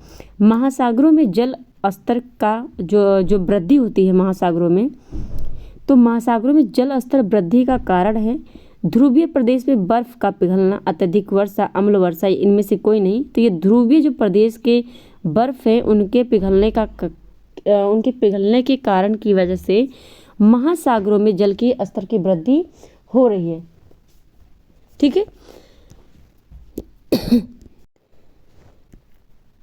कीटनाशकों के अत्यधिक इस्तेमाल से होगा, क्या होता है कीटनाशकों के अत्यधिक जो है इस्तेमाल से? तो वायु प्रदूषण, ध्वनि प्रदूषण, जल प्रदूषण, इनमें से कोई नहीं। सबसे ज़्यादा आपका क्या होता है? जल प्रदूषण होता है, ठीक है ना। कीटनाशकों के यूज से जल प्रदूषण होता है। अगला क्वेश्चन है, निम्नलिखित में से कौन सी एक ग्रीन हाउस गैस है? सल्फर डाइऑक्साइड, ऑक्सीजन, आर्गन या मीथेन? ग्रीन हाउस गैस पूछा है, तो मीथेन क्या है आपका? ग्रीन हाउस गैस है, ठीक है ना। मीथेन क्या है? एक ग्रीन हाउस गैस है। अगला क्वेश्चन है, भारत में प्रोजेक्ट टाइगर, ठीक है, प्रोजेक्ट टाइगर की शुरुआत कब हुई थी? तो ये 1973 में प्रोजेक्ट टाइगर की शुरुआत हुई थी। और आप जानते हैं 1972 की बात अगर करें तो 1972 में वन्य जीव अभ्यारण्य की शुरुआत हुई थी, ठीक है। अगला क्वेश्चन है, निम्नलिखित में से किस राज्य में गल्फ ऑफ मन्नार मेरीन राष्ट्रीय पार्क स्थित है? तो गुजरात, तमिलनाडु, अंडमान या फिर पश्चिम बंगाल में मेरीन राष्ट्रीय पार्क जो है ये अंडमान द्वीप में है। यहाँ पे अगर मैंने देखा ये 1992, तब जानते हैं रियो डी जेनेरियो में पृथ्वी सम्मेलन होता है, ठीक है, 1992 में। अगर बात करें 17वें क्वेश्चन का आंसर, तो ये आपका अंडमान निकोबार हो जाएगा, अंडमान द्वीप हो जाएगा आपका, जिसमें मैरीन राष्ट्रीय पार्क है गल्फ ऑफ मन्नार, ठीक है ना, गल्फ ऑफ मन्नार। अच्छा 17 का अगर मैं सही हूँ तो सॉरी, यहाँ पे अगर बात करें ये मैरीन जो राष्ट्रीय पार्क है ये आपका कहाँ पर है? गल्फ ऑफ मन्नार की बात है तो ये तमिलनाडु में, ठीक है ना, मैरीन कहाँ पर है? तमिलनाडु। अगला क्वेश्चन है, किस नदी के प्रदूषण स्तर की माप की जाती है? तो किससे जो है नदी में जो प्रदूषण होती है उसकी स्तर मापी जाती है? तो ये इससे BOD से मापी जाती है, ठीक है ना, BOD से। अगला क्वेश्चन है, पृथ्वी पर पहुंचने से पहले ओजोन परत किन किरणों को अवशोषित कर लेती है? तो ये पराबैंगनी किरणों को अवशोषित कर लेती है। आप जानते हैं पराबैंगनी किरणें ये त्वचा कैंसर के लिए जिम्मेदार होती हैं और बहुत सारी बीमारियां आपको हो जाती हैं, पराबैंगनी किरणें इतना ज़्यादा हानिकारक होती हैं, ठीक है ना। अगला क्वेश्चन है, पर्यावरण को बचाने के लिए चिपको आंदोलन से कौन राज्य जुड़ा हुआ था? तो ये उत्तराखंड जुड़ा हुआ था चिपको। सुंदरलाल बहुगुणा के नेतृत्व में ये हुआ है चिपको आंदोलन, ठीक है। अगला क्वेश्चन है, विश्व ओजोन दिवस कब मनाया जाता है? तो 16 सितंबर को विश्व ओजोन दिवस मनाया जाता है। विश्व पर्यावरण दिवस मनाया जाता है आपका 5 जून को। और बात करें यहाँ पे 21 मार्च को विश्व वानिकी दिवस मनाया जाता है। तो ये सारी चीज़ें आप ध्यान में रखेंगे। अगला क्वेश्चन है, कौन सा वायुमंडलीय प्रदूषक अम्लीय वर्षा के लिए जो है जाना जाता है? तो अम्लीय वर्षा के लिए आपका SO2 यानी सल्फर डाइऑक्साइड जाना जाता है। आप जानते हैं ताजमहल का जो पीला रंग है इसी सल्फर डाइऑक्साइड के कारण हो रहा है, ठीक है ना। HCl आप जानते हैं पेट में के अमाशय में हमारे पाया जाता है, ठीक है ना, अमाशय में पाया जाता है HCl। और बात करें यहाँ पे अगला क्वेश्चन की, अगले क्वेश्चन है, जैविक समुदाय में प्राथमिक उपभोक्ता कौन है? तो जैविक समुदाय में पूछा है प्राथमिक उपभोक्ता, ठीक है ना, मांसाहारी, सर्वाहारी, शाकाहारी या डेट्री, और ये आपका हो जाता है शाकाहारी। ये प्राथमिक उपभोक्ता में आ जाता है, ठीक है। मांसाहारी सेकंड उपभोक्ता और सर्वाहारी मनुष्य आ जाता है, ठीक है ना। सर्वाहारी में कौन आता है? मनुष्य आ जाता है। तो 23 का जो आंसर हो जाएगा 3 हो जाएगा शाकाहारी। अगला क्वेश्चन है, इकोसिस्टम की सही परिभाषा क्या है? परस्पर क्रिया करने वाला जीव समुदाय, किसी स्थान का अजीवीय घटक या पृथ्वी और वायुमंडल का क्षेत्र जहाँ जीव रहते हैं, या फिर आपका जीव समुदाय और उसके वातावरण का संतुलित तंत्र इकोसिस्टम कहलाता है। इकोसिस्टम किसे कहते हैं? इकोसिस्टम आपका 4th हो जाएगा, जीव समुदाय और उसके वातावरण का संतुलित तंत्र होता है। अगला क्वेश्चन है, किसी खाद्य श्रृंखला में शाकाहारी होते हैं प्राथमिक उत्पादक, प्राथमिक उपभोक्ता, द्वितीयक उपभोक्ता या अपघटनकर्ता? तो किसी खाद्य श्रृंखला में शाकाहारी कौन होता है? प्राथमिक उपभोक्ता होता है। अच्छा, ये उत्पादक हो जाएगा पादप वाला, ठीक है ना, पादप में आ जाएगा पादप का।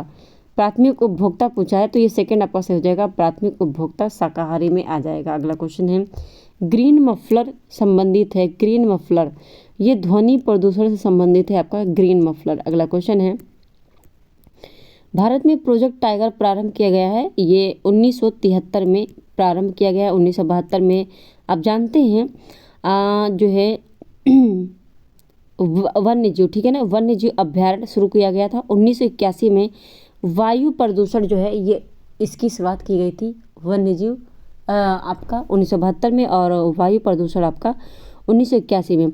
जल प्रदूषण के बारे में अगर बात करें तो ये 1974 में आया था, ठीक है ना। अगला क्वेश्चन है, ग्रीन पीस इंटरनेशनल का मुख्यालय अवस्थित है कहाँ पर? ग्रीन पीस इंटरनेशनल का मुख्यालय न्यूयॉर्क में है, सिडनी में है, एम्स्टर्डम में है या नागासाकी जापान में है? तो ग्रीन पीस जो है आपका ये जो स्थित है ये कहाँ पर है? एम्स्टर्डम में स्थित है, ठीक है ना। ग्रीन पीस इंटरनेशनल का मुख्यालय एम्स्टर्डम में स्थित है। अगला क्वेश्चन है, रेड डाटा बुक, ठीक है, रेड डाटा बुक किससे संबंधित? नदियों में प्रदूषण घटता, भूगर्भ जल स्तर या विलुप्त के करीब जीव। तो ये विलुप्त जितने भी जीव हो रहे हैं उनके जो डाटा है वो रेड डाटा बुक में शामिल किया जाता है, ठीक है ना। अगला क्वेश्चन है, निम्न में से कौन सा क्रम पारिस्थितिकी तंत्र में ऊर्जा प्रवाह के संबंध में सही है? तो उत्पादक को कौन खाता है? उपभोक्ता खाता है। सब उत्पादक को उपभोक्ता खाता है, उसके बाद उपभोक्ता को कौन खाता है? अपघटक खा लेता है, ठीक है ना। तो 3rd नंबर आपका सही हो जाएगा। अगला क्वेश्चन है, वाल्मीकि बांध संरक्षण क्षेत्र बिहार राज्य के किस जिले में स्थित है? ये पश्चिमी चंपारण में स्थित है, ठीक है ना। ये एकमात्र जो है आपका वाल्मीकि वाल्मीकि बांध संरक्षण पूछा है तो ये पश्चिमी चंपारण में है, ठीक है ना। अगला क्वेश्चन है, बिहार का पहला विक्रम विश्वविद्यालय कहाँ पर है? भागलपुर में आपका विक्रम विश्वविद्यालय है। पूर्णिया में सबसे कम साक्षरता कहाँ है? पूर्णिया में, ठीक है ना। और जो है विक्रमशिला विश्वविद्यालय ये आपका कहाँ पर है, भागलपुर में है, ठीक है। अगला क्वेश्चन है, बिहार का पहला डॉल्फिन अभ्यारण्य कहाँ स्थित है, तो ये विक्रमशिला में स्थित है। पहला डॉल्फिन अभ्यारण्य ये भी आपका कहाँ पर है, तो ये भी आपका भागलपुर में है, ठीक है ना। अगला क्वेश्चन है, बिहार में कांवर झील पक्षी अभ्यारण्य कहाँ स्थित है, मुंगेर, पश्चिमी चंपारण, बेगूसराय या फिर सारण में, तो ये बिहार का पहला वेटलैंड है, ठीक है ना, पहला आर्द्रभूमि है। और ये विश्व जो है एशिया का सबसे बड़ा आर्द्रभूमि है, ठीक है ना। अगर बात करें तो ये है कहाँ पर कांवर झील, ये आपका बेगूसराय में है। अगला क्वेश्चन है, गोगाबिल पक्षी बिहार किस जिले में स्थित है, किशनगंज, अररिया, कटिहार या पूर्णिया में, तो गोगाबिल पक्षी बिहार ये आपका अवस्थित है कहाँ पर, तो ये अवस्थित है किशनगंज में। अगला क्वेश्चन है, बिहार में हरियावारा हिरण पार्क कहाँ स्थित है, तो हरियावारा हिरण बिहार में कहाँ पर अवस्थित है, कैमूर, दरभंगा, बक्सर या मुंगेर में, हरियावारा, ठीक है, हरियावारा ये आपका कहाँ पर स्थित है, मुंगेर में, ठीक है ना, मुंगेर में। अगला क्वेश्चन है, किस जैविक उद्यान अभ्यारण्य का प्रमुख आकर्षक सांपों का घर है, सांपों का घर पूछा है, बक्सर पक्षी अभ्यारण्य, कांवर पक्षी बिहार, गोगाबिल पक्षी बिहार, तो गोगाबिल आप जानते हैं कहाँ पर है, किशनगंज, ठीक है ना, गोगाबिल आपका कहाँ पर है, किशनगंज में। कांवर झील आपका कहाँ पर है, तो कांवर झील आपका है ये बेगूसराय में। और संजय गांधी जैविक उद्यान ये आपका गया में है, ठीक है ना, गया में। पूछा है किस जैविक उद्यान अभ्यारण्य का प्रमुख आकर्षण सांपों का घर है, सांपों का घर पूछा है, तो ये आपका संजय गांधी जैविक उद्यान हो जाएगा। अगला क्वेश्चन है, बिहार राज्य के किस पक्षी बिहार में, ठीक है, किस पक्षी बिहार में साइबेरियाई पक्षी प्रवास के लिए आती हैं, तो कांवर पक्षी बिहार बेगूसराय में आती हैं, ठीक है ना। अच्छा मैंने यहाँ पे क्या बताया था, संजय गांधी जैविक उद्यान, अच्छा सॉरी ये आपका कहाँ पर है, पटना में हो जाएगा, ठीक है ना। अच्छा ये पटना में आपका हो जाएगा, पटना, ठीक है। अगला क्वेश्चन है, पूछा है बिहार राज्य के किस पक्षी बिहार में साइबेरियाई जो पक्षी होती हैं वो प्रवास के लिए आते हैं, तो ये आते हैं कांवर पक्षी बिहार बेगूसराय में, कहाँ पर आते हैं, तो ये आते हैं आपका कांवर पक्षी बिहार बेगूसराय में। अगला क्वेश्चन है, कुशेश्वर पक्षी बिहार कहाँ पर है, तो ये दरभंगा में है, कुशेश्वर पक्षी बिहार। भीम बांध अभ्यारण्य ये मुंगेर में है। संजय गांधी जैविक उद्यान ये कहाँ पर है, पटना में है।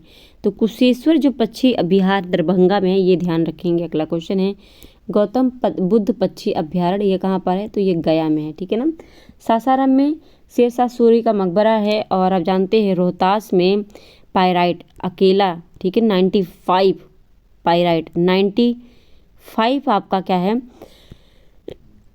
अकेला ये उत्पादित करता है। अगला क्वेश्चन है, बिहार में राष्ट्रीय उद्यानों की संख्या कितनी है, राष्ट्रीय उद्यानों की पूछा है, तो बिहार में राष्ट्रीय उद्यानों की संख्या 1 है, ठीक है ना, कितनी है, 1 है। कौन सा, वाल्मीकि राष्ट्रीय उद्यान जो कि पश्चिमी चंपारण में स्थित है। अगला क्वेश्चन है, बिहार में कौन सा स्थान वन्य जीव के लिए प्रसिद्ध है सॉरी अब तबीयत मेरी बहुत खराब है। तो राष्ट्रीय उद्यानों की पूछा है, ये आपका 1 हो जाएगा। बिहार में कौन सा स्थान वन्य जीव के लिए प्रसिद्ध है, वन्य जीव के लिए पूछा है, अररिया, पूर्णिया, कटिहार या फिर कैमूर, तो वन्य जीव के लिए प्रसिद्ध पूछा है, ये आपका हो जाएगा कैमूर हो जाएगा, ठीक है। अगला क्वेश्चन है, नागी या नकटी बांध पक्षी अभ्यारण्य कहाँ पर स्थित है, तो नकटी बांध पक्षी अभ्यारण्य ये जो है आपका जमुई में है, ठीक है, जमुई में। अगला क्वेश्चन है, और आप जानते हैं कैमूर में अभी बताया, कैमूर वन्य जीव के लिए प्रसिद्ध है। अगला क्वेश्चन है, बरैला सलीम पक्षी अभ्यारण्य, बरैला सलीम अली पक्षी अभ्यारण्य कहाँ पर, राजगीर, वैशाली, दरभंगा, कैमूर में कहाँ पर है, तो बरैला जो है बरैला सलीम अली पक्षी अभ्यारण्य ये आपका कहाँ पर है, ये आपका वैशाली में है, ठीक है ना। कहाँ पर, बरैला सलीम अली पक्षी वैशाली में, ब से बरैला व से वैशाली, याद रख लीजिएगा। अगला क्वेश्चन है, निम्नलिखित में से कौन से राष्ट्रीय उद्यान पश्चिमी चंपारण जिले में सबसे अधिक भाग नेपाल की सीमा के पास स्थित है वाल्मीकि राष्ट्रीय उद्यान। ठीक है, नकटी बांध आप जानते हैं ये आपका जमुई में है, और राजगीर अभ्यारण्य या राजगीर में, कैमूर अभ्यारण्य कैमूर में है। अगला क्वेश्चन है, किस अभ्यारण्य के पास पर्यटक स्थल ऋषि कुंड, सीता कुंड, रामेश्वर कुंड और खड़गपुर झील स्थित है? तो भीम बांध वन्य जीव अभ्यारण्य, ये कहाँ पर है? भीम बांध वन्य जीव अभ्यारण्य। जितने भी कुंड है वो सभी के सभी आपके मुंगेर में आ जाएंगे, भीम बांध वन्य जीव अभ्यारण्य के पास। ठीक है ना। और कैमूर गोगाबिल पक्षी अभ्यारण्य जानते हैं किशनगंज में है, नकटी बांध आपका कहाँ पर है? जमुई में है। तो जितने भी ये आपका एक ट्रिक मान लीजिए, जितने भी कुंड नाम से हैं वो सभी आपके मुंगेर भीम बांध वन्य जीव अभ्यारण्य के पास आ जाएगा। ऋषि कुंड, सीता कुंड, रामेश्वर कुंड। ठीक है ना। अगला क्वेश्चन है, किस अभ्यारण्य की पहुंच छोटा नागपुर की पहाड़ी और उत्तर प्रदेश सीमावर्ती इलाके तक है? कैमूर वन्य जीव अभ्यारण्य या फिर गौतम बुद्ध वन्य जीव अभ्यारण्य, गोगाबिल पक्षी बिहार या फिर गोगाबिल पक्षी अभ्यारण्य? तो गौतम बुद्ध जो है ये आपका हो जाएगा। ठीक है, कैमूर तो आपका मध्य प्रदेश से साइड में लगा हुआ है, गौतम बुद्ध हो जाएगा जो कि गया में है। ठीक है ना। 45 का जो आंसर हो जाएगा ये आपका क्या हो जाएगा? तो ये आपका सेकंड हो जाएगा। ठीक है ना। अगला क्वेश्चन है, बिहार का पहला राज्य पक्षी महोत्सव। ठीक है, पहला राज्य पक्षी महोत्सव कालराव। ठीक है, कालराव किस अभ्यारण्य में? ठीक है ना, कालराव किस अभ्यारण्य में आयोजित हुआ है? तो ये पक्षी महोत्सव है कालराव किस राज्य में हुआ है? किस उसमें बिहार के किस जिले में हुआ है? राजगीर अभ्यारण्य, भीम बांध वन्य जीव अभ्यारण्य ये जानते हैं मुंगेर में है, नागी नकटी ये जमुई में है, गौतम बुद्ध वन्य जीव अभ्यारण्य ये आपका गया में है। तो जो पक्षी महोत्सव कालराव है ये कहाँ पर हुआ है?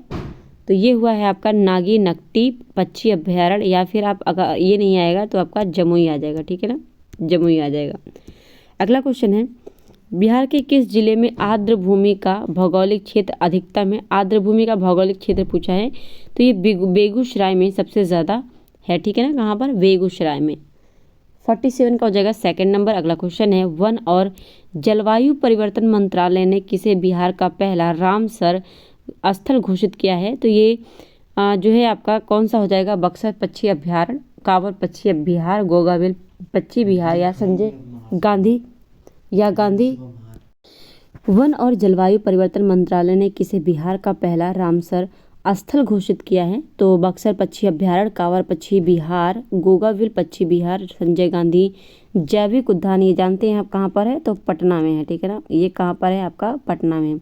गोगाबिल आप जानते हैं किशनगंज में, कांवर पक्षी बिहार ये आपका आ जाता है।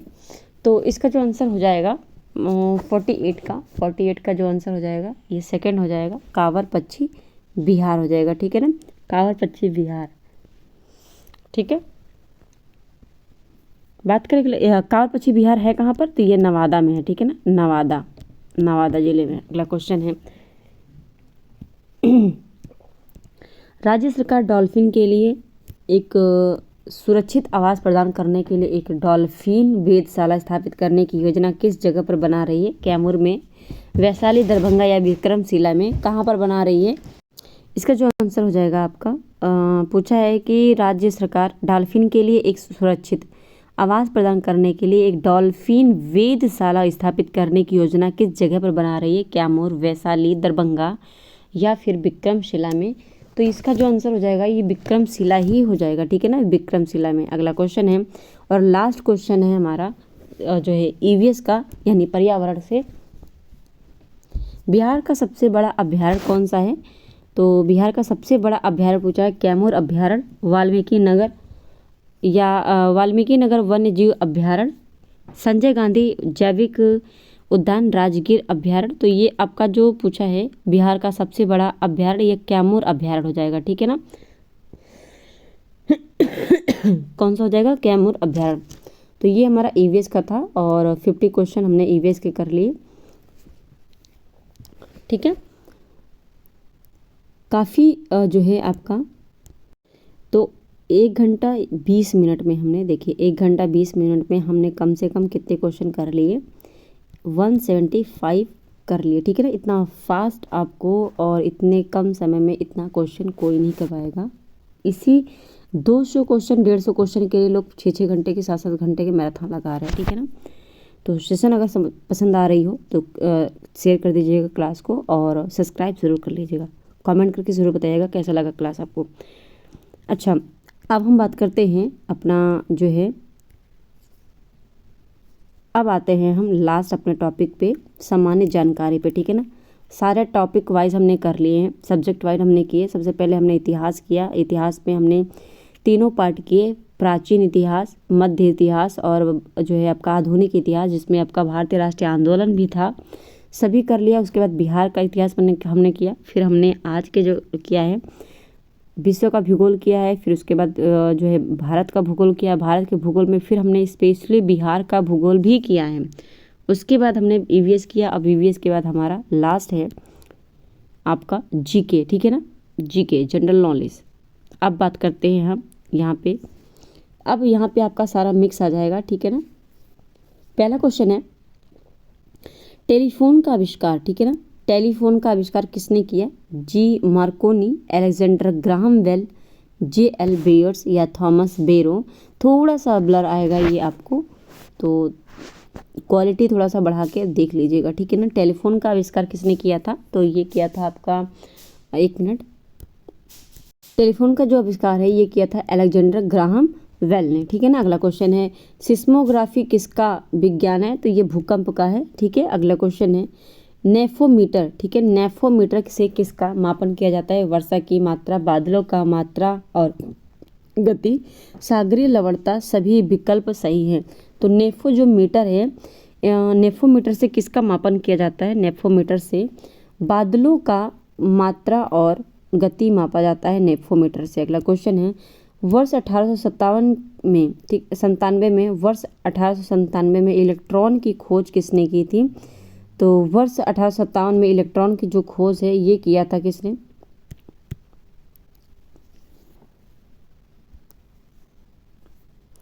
ये किया था जो है T A. Edison, Nikola Tesla, J J. Thomson ने। इलेक्ट्रॉन की खोज जे.जे. थॉमसन ने किया था। कब? 1897 में, ठीक है ना। 1897 में किया था किसने? जे.जे. थॉमसन ने। अगला क्वेश्चन है रक्तचाप को मापने के लिए, ठीक है, रक्तचाप को मापने के लिए किस उपकरण का उपयोग किया जाता है? रक्तचाप को मापने के लिए जो है आपका थर्मामीटर का, ठीक है ना, थर्मामीटर का प्रयोग किया जाता है। लैक्टोमीटर से दूध की शुद्धता मापी जाती है, ठीक है ना। और सिस्मोमीटर से आपका भूकंप की तीव्रता, ठीक है ना, भूकंप और ग्लूकोमीटर से ग्लूकोज मापा जाता है। बाकी आपका रक्तचाप को मापने के लिए थर्मोमीटर का प्रयोग करते हैं, ठीक है ना। थर्मोमीटर का प्रयोग करते हैं रक्तचाप को मापने के लिए।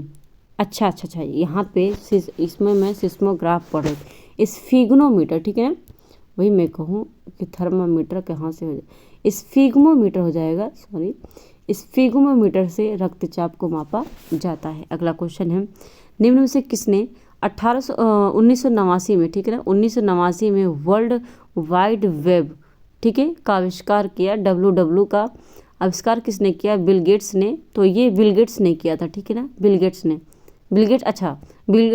ने या फिर टिम बर्नर्स ने, जो है टिम बर्नर्स-ली ने, ठीक है ना।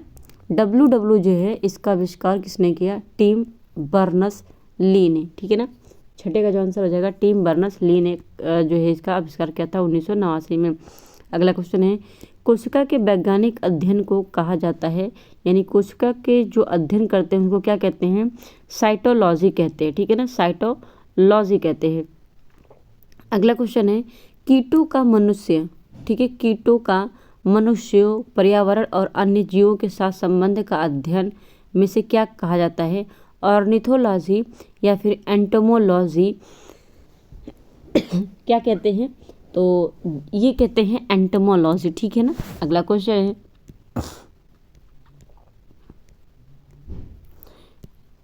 है मैत्री तथा दक्षिणी गंगोत्री किस महानदी में भारत के शोध केंद्र हैं? तो ये किस महाद्वीप में है? ये अंटार्कटिका में है, ठीक है ना, अंटार्कटिका में है मैत्री और दक्षिणी गंगोत्री। अगला क्वेश्चन है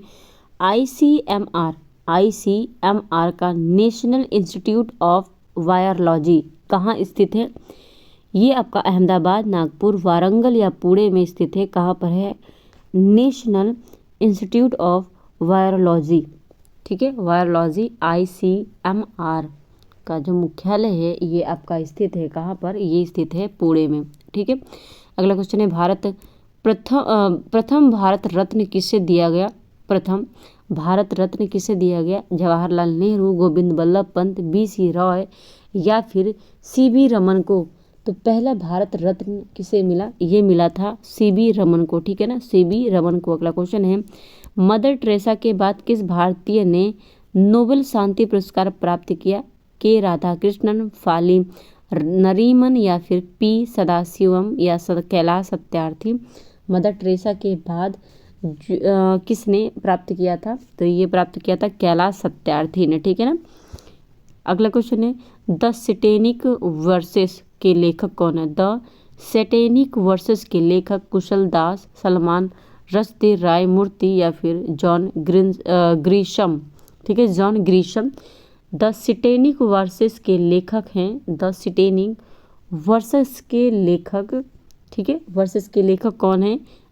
सलमान रश्दी हैं, ठीक है। अगला क्वेश्चन है द ओरिजिन ऑफ स्पेसिस, ठीक है ना, द ओरिजिन ऑफ स्पेसिज नामक पुस्तक के लेखक कौन है? रॉबर्ट फास्ट या फिर Edgar snow, JF. Kennedy, Charles Darwin. The origin of species नामक पुस्तक के लेखक कौन है? तो इसके जो लेखक हैं ये हो जाएंगे चार्ल्स डार्विन हो जाएंगे, ठीक है ना। अगला क्वेश्चन है स्पेसीज चार्ल्स डार्विन। अगला क्वेश्चन है निम्नलिखित में से किसने poverty and un British rule in India नामक पुस्तक लिखी है? तो ये दादा भाई नौरोजी ने लिखी है और बहुत इंपॉर्टेंट है, ये आपका टीआरई जो है आपका बीपीएससी टीआरई में आ चुका है, ठीक है ना। अगला क्वेश्चन है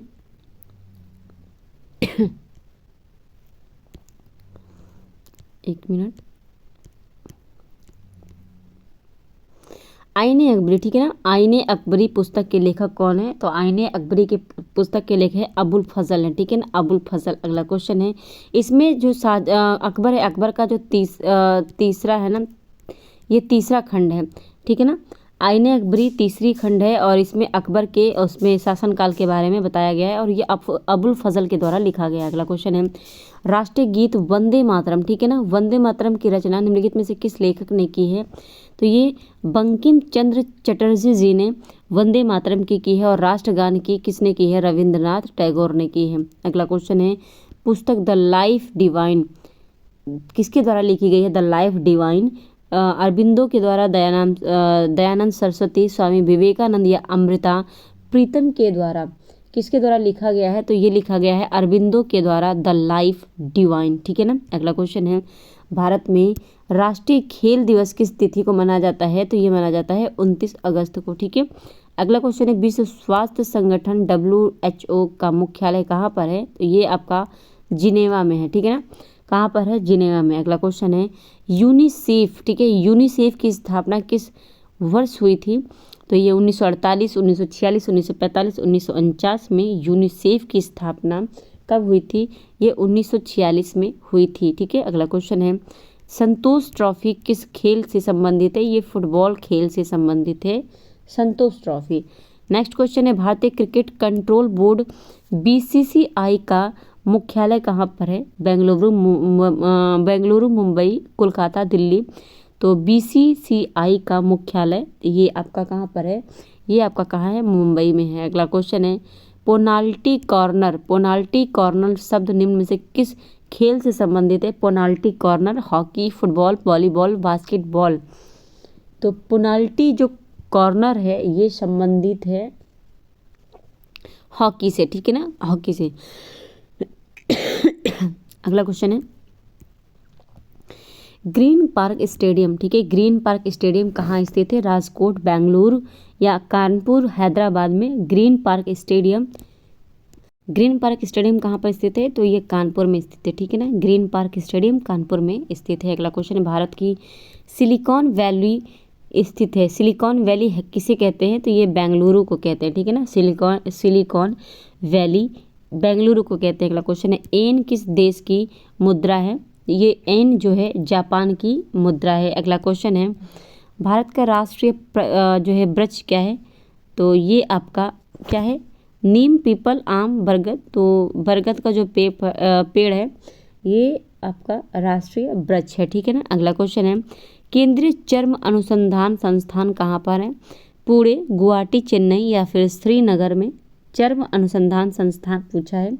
तो चर्म अनुसंधान संस्थान कहाँ पर है? ये चेन्नई में है, ठीक है ना, चेन्नई में है। अगला क्वेश्चन है, अंतरिक्ष में जाने वाले प्रथम व्यक्ति का नाम क्या है? तो अंतरिक्ष में जाने वाले प्रथम व्यक्ति का नाम है Ronald Amundsen, Reynold Meyer, Robert Peary या फिर यूरी गागरिन। कौन है? तो ये है यूरी गागरिन है, जो कि अंतरिक्ष में गए थे, ठीक है ना। अगला क्वेश्चन है, डैश फेसबुक के संस्थापक कौन है? मार्क जुकरबर्ग है, जो कि फेसबुक के संस्थापक है, ठीक है ना। 31 का जो है फर्स्ट हो जाएगा। अगला क्वेश्चन है, बिहार में पटना के पास पाए गए डैश डैश उत्खनन अवशेषों को विश्व धरोहर स्थल के रूप में जुलाई 2016 में यूनेस्को द्वारा चिन्हित किया गया था। अशोक स्तंभ को, एलोरा गुफा को, एलोरा जानते यहाँ पे नहीं है, सांची का स्तूप भी नहीं है, सांची का मध्य प्रदेश में है, नालंदा बिहार को, एलोरा तो आप जानते हैं महाराष्ट्र में, ठीक है ना। अब यहाँ पे अगर बात करें तो ये किससे किया गया है? नालंदा अशोक स्तंभ, ठीक है, किसे किया गया है? 32 का जो आंसर हो जाएगा ये आपका हो जाएगा, फोर्थ हो जाएगा नालंदा बिहार को, ठीक है ना। नालंदा बिहार को यूनेस्को की विश्व धरोहर में शामिल किया गया है। अगला क्वेश्चन है, केंद्र शासित प्रदेश जम्मू कश्मीर के पहले लेफ्टिनेंट गवर्नर कौन है? तो केंद्र शासित प्रदेश जम्मू कश्मीर के पहले लेफ्टिनेंट गवर्नर कौन है? आरिफ मोहम्मद खान, भगत सिंह कोश्यारी, सत्यपाल मलिक, गिरीश चंद्र मुर्मू। तो ये जो हैं आपके कौन हो जाएंगे? ये हो जाएंगे आपके गिरीश चंद्र मुर्मू, ठीक है ना, जो कि केंद्र शासित प्रदेश जम्मू और कश्मीर के पहले लेफ्टिनेंट गवर्नर हैं, ठीक है ना। पहले लेफ्टिनेंट गवर्नर गिरीश चंद्र मुर्मू हैं। अगला क्वेश्चन है, डैश को गोल्डन सिटी के नाम से भी जाना जाता है? किसे? डूंगरपुर, जोधपुर, बूंदी या जैसलमेर को गोल्डन सिटी के नाम से किसे जाना जाता है? तो ये जैसलमेर को भी जो है जैसलमेर को गोल्डन सिटी के नाम से भी जाना जाता है। अगला क्वेश्चन है, जीएनपी, ठीक है, जीएनपी का अर्थ क्या है? ग्रामीण निगम परिषद या फिर ग्रामीण निश्चक प्रमाण, ग्रास नेशनल प्रोडक्ट या फिर आपका हो जाएगा ग्रास नेशनल प्रोड्यूस। तो जीएनपी, ठीक है, क्या पूछा है? जीएनपी, जीएनपी का फुल फॉर्म पूछा है, ठीक है ना। तो जीएनपी का फुल फॉर्म हो जाएगा ग्रास नेशनल प्रोडक्ट हो जाएगा, ठीक है ना, ग्रॉस नेशनल प्रोडक्ट हो जाएगा, सकल राष्ट्रीय उत्पाद, ठीक है ना, सकल राष्ट्रीय उत्पाद। अगला क्वेश्चन है, भारत के वित्त आयोग के 15वें अध्यक्ष कौन है? Y V Reddy, Vijay L Kelkar, C Rangarajan या एन.के. सिंह। सबसे पहली बात तो वित्त आयोग के बारे में किस आर्टिकल में कहा गया है? 280 में, ठीक है ना, 280 में कहा गया है। अब बात आती है 15वें अध्यक्ष कौन है वित्त आयोग के? तो वित्त आयोग के जो 15वें अध्यक्ष हैं ये हैं एन.के. सिंह हैं, ठीक है ना, एन.के. सिंह। अगला क्वेश्चन है, म्यांमार की मुद्रा क्या है? Myanmar real, Myanmar Dong, Myanmar क्यात, Myanmar रिंगित। Myanmar का जो मुद्रा है ये क्या है? म्यांमार क्यात है, ठीक है। अगला क्वेश्चन है, मिस वर्ल्ड सौंदर्य प्रतियोगिता ब्यूटी प्रेजेंट जीतने वाली पहली भारतीय कौन है? मिस वर्ल्ड प्रतियोगिता, ठीक है ना, रीता फारिया, ऐश्वर्या राय, डायना हेडन, प्रियंका चोपड़ा। तो प्रियंका चोपड़ा की बात तो यहाँ पे है नहीं। 38 का पूछा है, ठीक है ना, 38 का क्या हो जाएगा? रीता फारिया, जो कि मिस वर्ल्ड प्रतियोगिता जीती है, ठीक है ना, रीता फारिया। अगला है, बिहार कहाँ स्थित है? तो बिहार आपका जो है कर्क रेखा के ऊपर स्थित है, ठीक है ना। अगला क्वेश्चन है, क्षेत्रफल की दृष्टि से, ठीक है ना, क्षेत्रफल की दृष्टि से बिहार के सर्वाधिक सबसे बड़ा जिला कौन सा है? तो ये आपका पश्चिमी चंपारण हो जाएगा। अगला क्वेश्चन है, नेपाल की सीमा को स्पर्श करने वाले बिहार के कितने जिले लगते हैं? 7 जिले लगते हैं और 8 जिले उत्तर प्रदेश और झारखंड का लगता है। 3 जिला लगता है पश्चिमी बंगाल, 3 जिला लगता है आपका बंगाल जो है पश्चिमी बंगाल से, ठीक है ना। अगला क्वेश्चन है, बिहार राज्य की स्थापना कब हुई थी? तो ये 22 मार्च 1912 को। तो इसमें बिहार राज्य की ही नहीं बल्कि उड़ीसा के साथ ही इसकी स्थापना हुई थी 22 मार्च 1912 को, ठीक है, 1912 को। अगला क्वेश्चन है, बिहार का राज्य फूल क्या है? बिहार का राज्य फूल क्या है? गेंदा, गुलाब, सूरजमुखी, चंपा। तो गेंदा हो जाएगा, ठीक है ना। बिहार का राज्य फूल है गेंदा। अगला क्वेश्चन है, झारखंड किस वर्ष बिहार से अलग हुआ था? तो ये हुआ था 15 नवंबर, ठीक है ना, 15 नवंबर को, ठीक है ना, 15 नवंबर 2000 को हुआ था, झारखंड अलग हुआ था। अगला क्वेश्चन है, भारतीय संसद में कितने सांसद बिहार राज्य के प्रतिनिधित्व करते हैं? कितने सांसद? तो ये आपके करते हैं कितना? 40, ठीक है। अगला क्वेश्चन है, खाद्य और कृषि संगठन कहाँ की स्थापना कहाँ की हुई है? खाद्य और कृषि संगठन का, तो ये रोम में हुआ है, इटली के रोम में, ठीक है ना, इटली के रोम में हुआ है। अगला क्वेश्चन है, अंतर्राष्ट्रीय मुद्रा कोष का मुख्यालय कहाँ है? न्यूयॉर्क, वाशिंगटन, जिनेवा या फिर ऑस्ट्रिया में?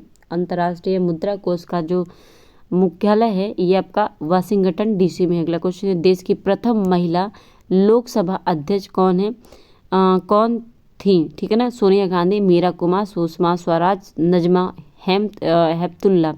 ये मीरा कुमार थी, ठीक है। अगला क्वेश्चन है, विश्व में सबसे पहले सूर्योदय किस देश में होता है? तो ये जापान में होता है सबसे पहले सूर्योदय। आज की क्लास का लास्ट है और इसके बाद आपका जो है मैराथन खत्म हो जाता है। विश्व वन्य जीव दिवस हर साल कब मनाया जाता है? विश्व वन्य जीव दिवस, ठीक है ना, ये 3 मार्च को मनाया जाता है, ठीक है ना, 3 मार्च को मनाया जाता है विश्व वन्य जीव दिवस। तो ये आपका अगर देखें तो आप देख सकते हैं 1 घंटा 37 मिनट, ठीक है ना, 1 घंटा आपका 37 मिनट में हमने आपको 250 प्रश्न करवा दिया, ठीक है ना, 250 प्रश्न करवा दिया और टोटल आपका टॉपिक वाइज मैंने करवाया है टोटल आपका, ठीक है ना। आपके जितना भी ज्योग्राफी था और बिहार से लेके आपका इंडिया और वर्ल्ड लेवल पे सारा का सारा मैंने करवा दिया, इसमें ईवीएस भी आपका करवा दिया। तो अगर आपको क्लास अच्छी लगी है तो शेयर, ठीक है ना, शेयर और सब्सक्राइब ज़रूर कर लीजिएगा, बेल आइकन प्रेस कर लीजिए ताकि आपका जब मैं दूसरी जो आपके मैराथन कल जो मैराथन लेकर आऊँगी वो साइंस की होगी, ठीक है ना, टोटल साइंस हम कर लेंगे मैराथन में। उसके बाद हम जो है हिंदी और इंग्लिश पर अगर टाइम बचता है तो हिंदी और इंग्लिश पर भी आपका मैराथन आ जाएगा, वरना आपका हिस्ट्री का मैंने मैराथन ले लिया है, ज्योग्राफी का भी, ज्योग्राफी और ईवीएस का भी आपका हो गया है। अब साइंस का बचा है तो साइंस का कल मैराथन आएगा और इसके लिए चैनल को सब्सक्राइब कर लीजिए, बेल आइकन प्रेस कर लीजिए ताकि नोटिफिकेशन आपको मिल जाए जब भी मैं मैराथन लेकर आऊँ। और अपने साथियों को शेयर करके ज़रूर कर दीजिएगा, कमेंट करके ज़रूर बताइएगा आपको क्लास कैसी लगी। मिलते हैं हम साइंस की क्लास में, आज के लिए इतना ही, धन्यवाद।